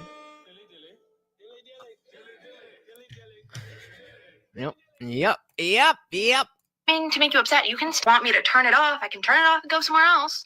No, I didn't mean to make you upset. You can stay. I was just asking if there was a reason why the light was on. And you're gonna sit down and read. So like that's the reason. That makes sense. I don't care if the light is on or off. I just wanted to know. Yeah, again, I have no idea why this is has anything to do with autism, but maybe it's really that many people are so defensive over innocuous questions that it seems like you're autistic if that's not how you operate. I don't really understand why the schedule is set up like this. That is the schedule. That's how I chose to set it up. Sorry, we all can't go off of your schedule, but this is the schedule we're going to use. Exactly. Shout out to M169. Welcome to the party. It says zero to do with autism and more to do with poor communication skills. Absolutely agreed. I'll bet that she also has depression and anxiety. Don't they all? I chose to set it up. Sorry, we all can't go off of your schedule, but this is the schedule we're going to use. No, I will follow your schedule. Like I'm not saying that. I don't know why it's set up like this, and I'm sure there's a reason that it's set up like this. So that's why I'm asking. Like I don't understand. I want to know the reasoning behind why you set up this way. And like in a professional or work environment, if you're talking to a boss, I could definitely understand why it would be annoying to, have things questioned like every little thing. That's not what I'm referring to. I'm talking about two peers having a discussion, and then I'll ask a question or I'll say a thing, and then everybody wants to jump down my throat and think that I'm attacking them. Am I autistic? I'm not, right? I think I'm not. I'm pretty sure I'm not. Oh, that's going to be fun. Sorry, but just, it's been on my mind. Certain things. If you know. Punchcast is playing the mental gymnastics and excuses. I think it's just projecting defensiveness. I think people are defensive, and then they just project that if I were to ask you that question, it would be because I was challenging you. So if you're asking me that question, it must be because you're challenging me. Not all of us are assholes like that. Exactly. I'm artistic. Well, thank you. Did anyone hear about the crazy I did hear about. I had heard that it happened. I hadn't that was sarcasm. Thank you. I did hear about it. I didn't hear anything, much about it. I heard that it happened. But another fucking feminists. That's what feminism does, guys. That's what feminism does. We were talking about like Justin Raimondo and antiwar.com in the 90s and all of this stuff. And then we were talking about, it was like a few days after Trump had gone on Rogan. And I was like, you know, honestly, I was like, I think the best thing that's going to come out of this is that when Donald Trump wins this election, it's going to be the death blow to the whole corporate media structure. I mean, it's just like the narrative already writes itself. Like she refused to go on and he did, and that carried him into the White House. And then he was telling me like what a tragedy it is, because he's like, well, listen, they're not giving him tough interviews and they're not grilling him about his policies. They're just having conversations. And then, you know, and so he was kind of arguing, well, oh, no, we need this real journalist class to hold the politicians' feet to the fire. And like, do it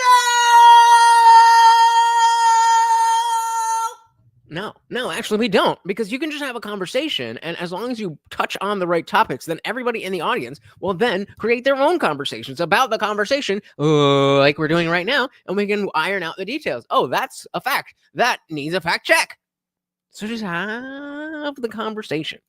That's all. You do that, we'll do the rest. This real journalist class to hold the politicians' feet to the fire. And like my response to him was, I was like, but where is that? What are you acting like? Are you telling me that like if you know, and me and Mehdi Hassan, I think, have a lot of fairly similar foreign policy views. But I was like, do you think that if Donald Trump were to go on a CNN interview, they're going to ask him about like the OPCW whistleblowers who said that Assad didn't actually gas his own people and that none of the physical evidence really indicated that he did? And then Trump went on a bombing campaign there afterward. Like, did you get to, that'll never come up. Honestly, I cannot to this day have not to this day heard a good argument for why armed guards in school shouldn't be allowed. We protect our money more than our children. Well, it's because guns are so scary and bad. You want children to go to school and see guns every day? Every day? How could you? How could you? CNN has no interest in asking him that because they love that he bombed Syria. You know what I mean? Like that was one of the few things they really celebrated Donald Trump for. They'll ask about January 6th for the umpteenth millionth time. They'll ask a million gotcha questions. And so from my perspective, I'm like, well, good. At least let's wash all that away. And now at least we have a standard of like candidates are expected to go do an unscripted 3-hour show where you have to at least be somewhat unguarded and be able to hold a normal conversation. Like 3 hours is not a long time to have a conversation. We do it 3 times a week. You're trying to run the country and extensively the world. And let's call it 2 hours. Fine. And it's like, oh my goodness, it's so terrible to ask that of our ruling class. Well, so every chat I'm in, we talk half about the show and half about anything else. The anything else part is just as important. You are correct, sir. And that is why I've been, those of you who have been here since the chat was slow, I've always tried to get you guys talking and chatting with each other. Box News, what's good? Ah, that's right. They don't need the guards. They don't need the guards because they've got a sign posted. There's people that actually like think that that's a reasonable position. Plungecast said, "This is my first thought with this one. That itch would have been stopped dead to rights before the school shooter would have been stopped dead to rights before as soon as she pulled it out. Yep. Depending on the state and depending on the type of gun. So typically 17-year-olds can carry long barrel rifles or they can carry guns as long as they're with an adult. But yeah, the gun laws are different everywhere, as it should be.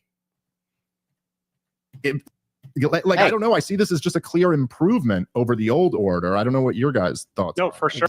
Exactly, Nick. They don't want kids to associate guns with being safe. They want them to associate it with murder. They care more about that. They care more about that than whether or not the kids fucking live. It doesn't matter if they live or not, as long as they think what we want them to think.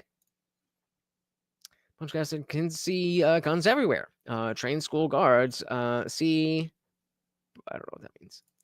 Well, I was going to, but the sign. I had to go home and rethink my plans. Yep. Yo, good brother. All right, let's dive back in here. Like, I don't know. I see this as just a clear improvement over the old order. I don't know what your guys' thoughts are. No, for sure. And I think that it is after this election that there's no going back, because I don't know if you listened to the post-mortem that the Harris campaign did on Pod Save America, but they spent a good 20 minutes or so just talking about how big a fuck up it was for her not to have gone on Rogan, and how this would have been something everyone was talking about. And it would have been the one chance on this abbreviated campaign for people. I just want to see what that is. So hold on. Pod Save America. God damn it. I legitimately forgot her name. Come here. Oh, they're okay. Wait. Oh, okay. I thought they were saying that she was on the podcast. Yeah, no, okay. No, 5 years ago. What is this? Why does this keep mute? I don't want them muted. We wanted to do it. I hate to repeat this over and over, This but is it was a very short. senior advisor for the Harris campaign talking about Rogan. We wanted to do it. I hate to repeat this over and over, but it was a very short race with a limited number of days. And for a candidate to leave the battleground to go to Houston, which is a day off the playing field in the battleground, getting that timing right is really important. We had discussions with Joe Rogan's team. They were great. They wanted us to come on. We wanted to come on. We tried to get a date to make it work. And ultimately, we just weren't able to find a date. We did go to Houston, and she gave a great speech at an amazing event. You were in Houston. And you did something. Do not tell me that this fucking dumbass did the Beyonce event in Houston instead of going on Joe Rogan. That can't be a thing. That can't be a reality. We did go to Houston, and she gave a great speech at an amazing event. The Beyonce event. I'm going to call it reproductive freedom. And we were hoping to get... Semantic obfuscation. I'm going to call it this because everybody knows it by the fact that Beyonce was there, but that makes me look bad. I believe you have the correct job, ma'am.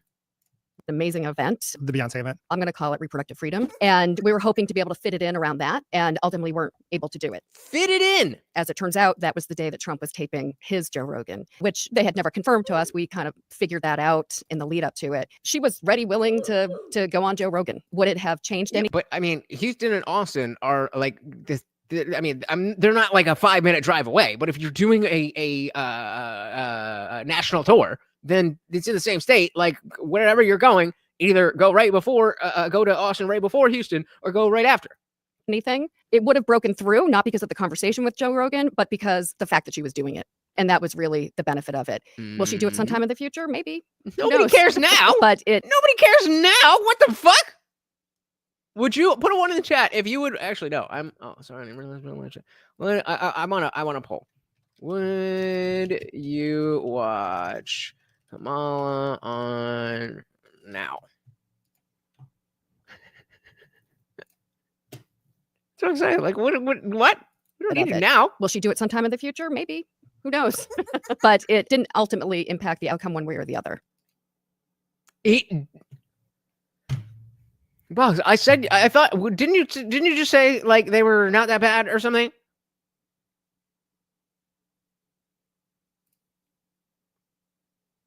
Where is it? I know you just said something. Them and Democracy Now! Are okay. The Joe Rogan interview did not affect things at all. Okay, dude. You know that's not true, right? That's a lie. Well, it's not a lie. It's just inaccurate. Thinking about it, it would have been the one chance on this abbreviated campaign for people outside of her bubble to actually get to know her as a real person. And yeah, he would have, your journalists challenging people, like he would have challenged her, I think, on some things that nobody else was talking about. So that was the risk for her.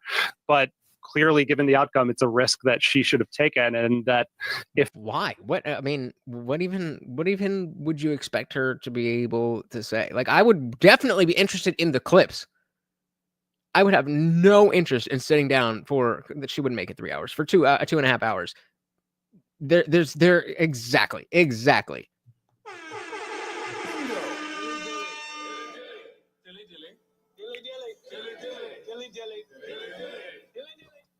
You know the real her.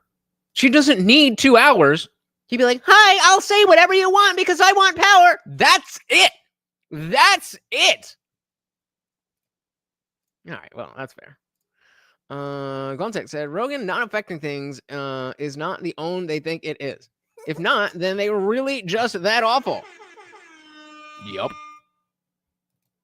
But somehow that is preferable. But clearly, given the outcome, it's a risk that she should have taken, and that if the Democratic Party does course correct, they will be taking in the future, I think. Yeah, well, I think, I don't know. I look, in hindsight, it's easy to say it was a mistake for her not to go. I'm not so sure. It is possible. Yeah, I mean, I think there was something about Kamala Harris that was there. She had an intense desire. Just a few million, bro. To guard against you ever seeing who she really was. And I don't know exactly why that is. It's some type of insecurity about it. I think that the truth is that Kamala Harris is not a person who has deeply held views about policies. I just don't think there was ever anything that I thought like, oh, she really cared about this. And she wanted to just kind of like, repeat these canned lines about that turned into a punchline about I'm from a middle class family and all this kind of nonsense. Well, listen, I grew up in a middle class family. Okay, my mom, when I was a teenager, they cared about their lawns, so we are unburdened by what has been. And joy. That's literally my rendition of her trying to say anything. Guys, we are almost at the 2.5 hour mark. If you would like to keep the party raging, you know how to do it. Lines about that turned into a punchline about I'm from a middle class family and all this kind of nonsense. Which is kind of bullshit, right? Like, I'm sorry. She was like the child of academics. Like, it depends on how expensive your idea of middle class is, right? But like the whole, I worked at McDonald's to pay my bills. It's like, okay, like, as like a college job, right? Like, yeah, that's fairly normal, by the way. Like, none of this is like anything that makes me like, wow, what an awesome person. I do think that there are certain candidates who really believe in something and have really. Okay, let's do this for real. Somebody give me a question. Let me get into my let me get into character here.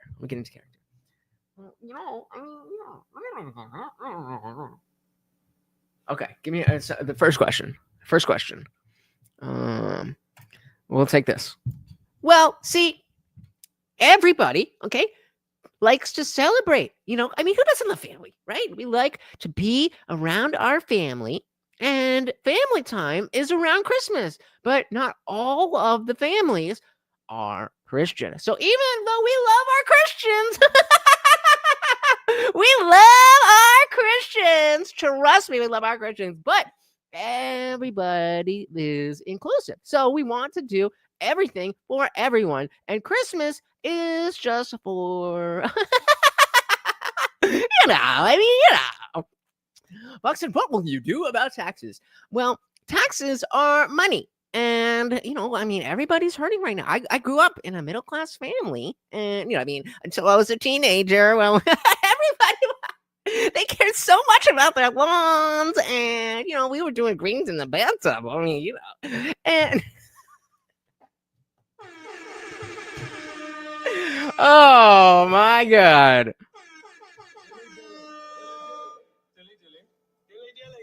Did you fall out of a coconut tree? There we go. Nothing! Let them all in! The great replacement is real! All right. There are certain side quest complete candidates who really believe in something and have something to say. That doesn't mean like that, any of us agree with them necessarily, but they have convictions, like Bernie Sanders has convictions and he has his thing that he wants to say, as awful as most of it is. But like he could go do a long form show. I think there's certain candidates like Kamala Harris are just not built for that. It's true in media too. I mean, I remember, there are, there's something I was always like kind of fascinated by in a weird way, but when you do like the cable news scene, like the panels and stuff, which I did for years, there are just people who are on cable news every day who like have nothing to say. I mean, they yeah, and this is why you are the media now. Hey, Brett Summer, Brett Winter, let's go. Hey.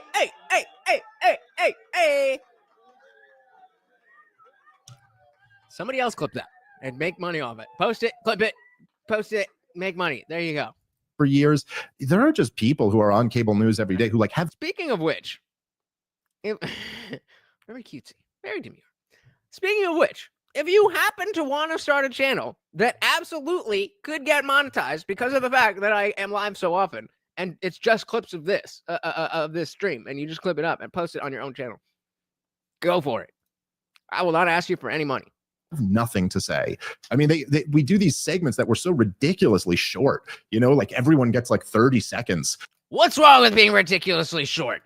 To chime in. And there'd be people who were like just basically filling it. Like they didn't even have 30 seconds worth of stuff to say on it, let alone have like 3 hours worth of stuff to say. And I do think that shout out to Bo, yes, that's going to be a big part of this kind of reshuffling, is that you're going to have to now, like the Democrats are going to have to figure out how they can run a candidate who could theoretically go on a Joe Rogan or a similar type platform. And I do, and also get over the this is icky. Like Bernie Sanders went on the Joe Rogan experience and then got attacked by his own side because very, very, very good point that the mainstream media push against Joe Rogan has made it so that normie people can feel comfortable like, oh my God, you listen to Joe Rogan. When I felt obligated to put out a tweet last week, something like, just so you guys know, like, if you're just watching every single Joe Rogan episode, I think, or how did I put it? I put it, I remember. So what had happened was, I said, if you've watched the last 50 comic episodes, like with other comedians, episodes of Rogan, and you are waiting for the next one, loser, you're probably gay. You're probably a loser. Maybe not gay, but you're probably a loser. We all been there. Like in the beginning, it's like, oh, I fucking love this. And so you watch every episode. But especially the episodes with other comedians. They just talk about the same thing over and over and over and over. The top 250 comic assassins. It gets old. But like, it's cool if that's what they're into. It's fun until it's not. And then you learn, okay, I get who Joe Rogan is. I watched 100 episodes of his podcast. And his podcast is about the guest. So I kind of get who he is. So now I'm at a place where I don't follow Joe Rogan. But if there's somebody on Joe Rogan, you're goddamn right. I'm going to be like, fuck yeah. And it's become this binary. Either you're for Rogan or you're against Rogan. And by not being against Rogan, then the default then becomes, oh, so you fucking love Joe Rogan? It's like, well, yeah, kind of, but not really in the way that you're saying it. Yeah, like depending on who it is, I watch all the time. But exactly, like, I get it. Like, Joe's a cool dude. He's a smart dude. He's a funny dude. But like, how many hours? I started the one of the first episodes, or like when I first started paying attention to, like, oh, what episode is this? It was like 970. So I probably started watching I started probably watching around episode 950.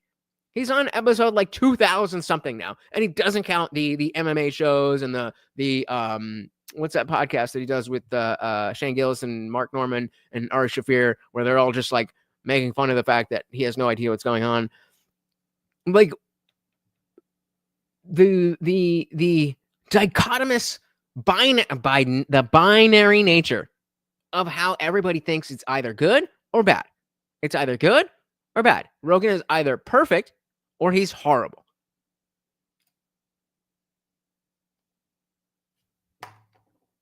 Screenshot that and put it in the notes. You guys got some good ideas. But said I noticed you had a bunch of videos in the membership section of YouTube. Is that because it's not PC enough, or what's going on there? Not necessarily. It's just that, you know, as disciples and members of the channel, even though most of the benefit from being a member comes from the Discord server and being able to hang out and watch movies and after parties and all that stuff, I still also do members only streams for you guys, just because you guys are, supporting me and doing all that stuff. So, you know, I mean, those of you who are in Discord, no, like that is 24/7. If I'm not asleep, you can get me within, if I'm not sleeping and working or, you know, streaming, like if you hit me up, I'm there. If you pull me into a conversation, we have a conversation.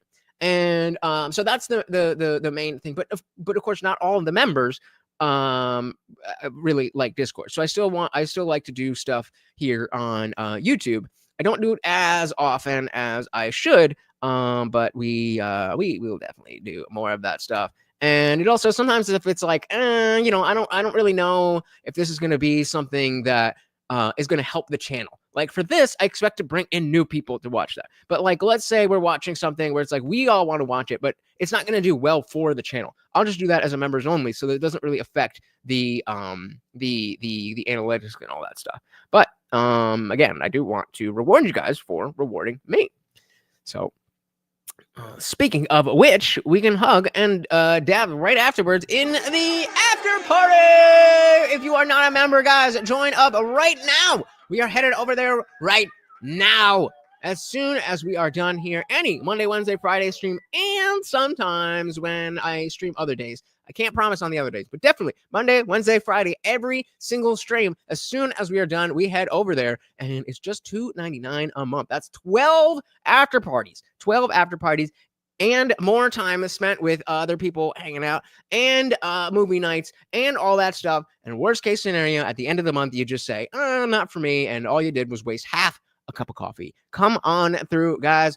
Thank you so very, very much. All of the donations. We had Indie Film on Venmo. We had TV Viewerski with the PayPal. And of course, the Super Chats. We did not hit our goal again. But I have faith. I have faith, not in God, but in you. I have faith in you that you will bulk me up. Thank you guys so very, very much for hanging out. I really, really, really do appreciate you to know. And I cannot wait to hang out with you in the after party. So let's head over there. Once again, guys, this is Morty, and I have been your host, Lutch, aka the Indian Jesus, here to resurrect the second coming of common sense. Until next time, guys, we are out of here. Peace.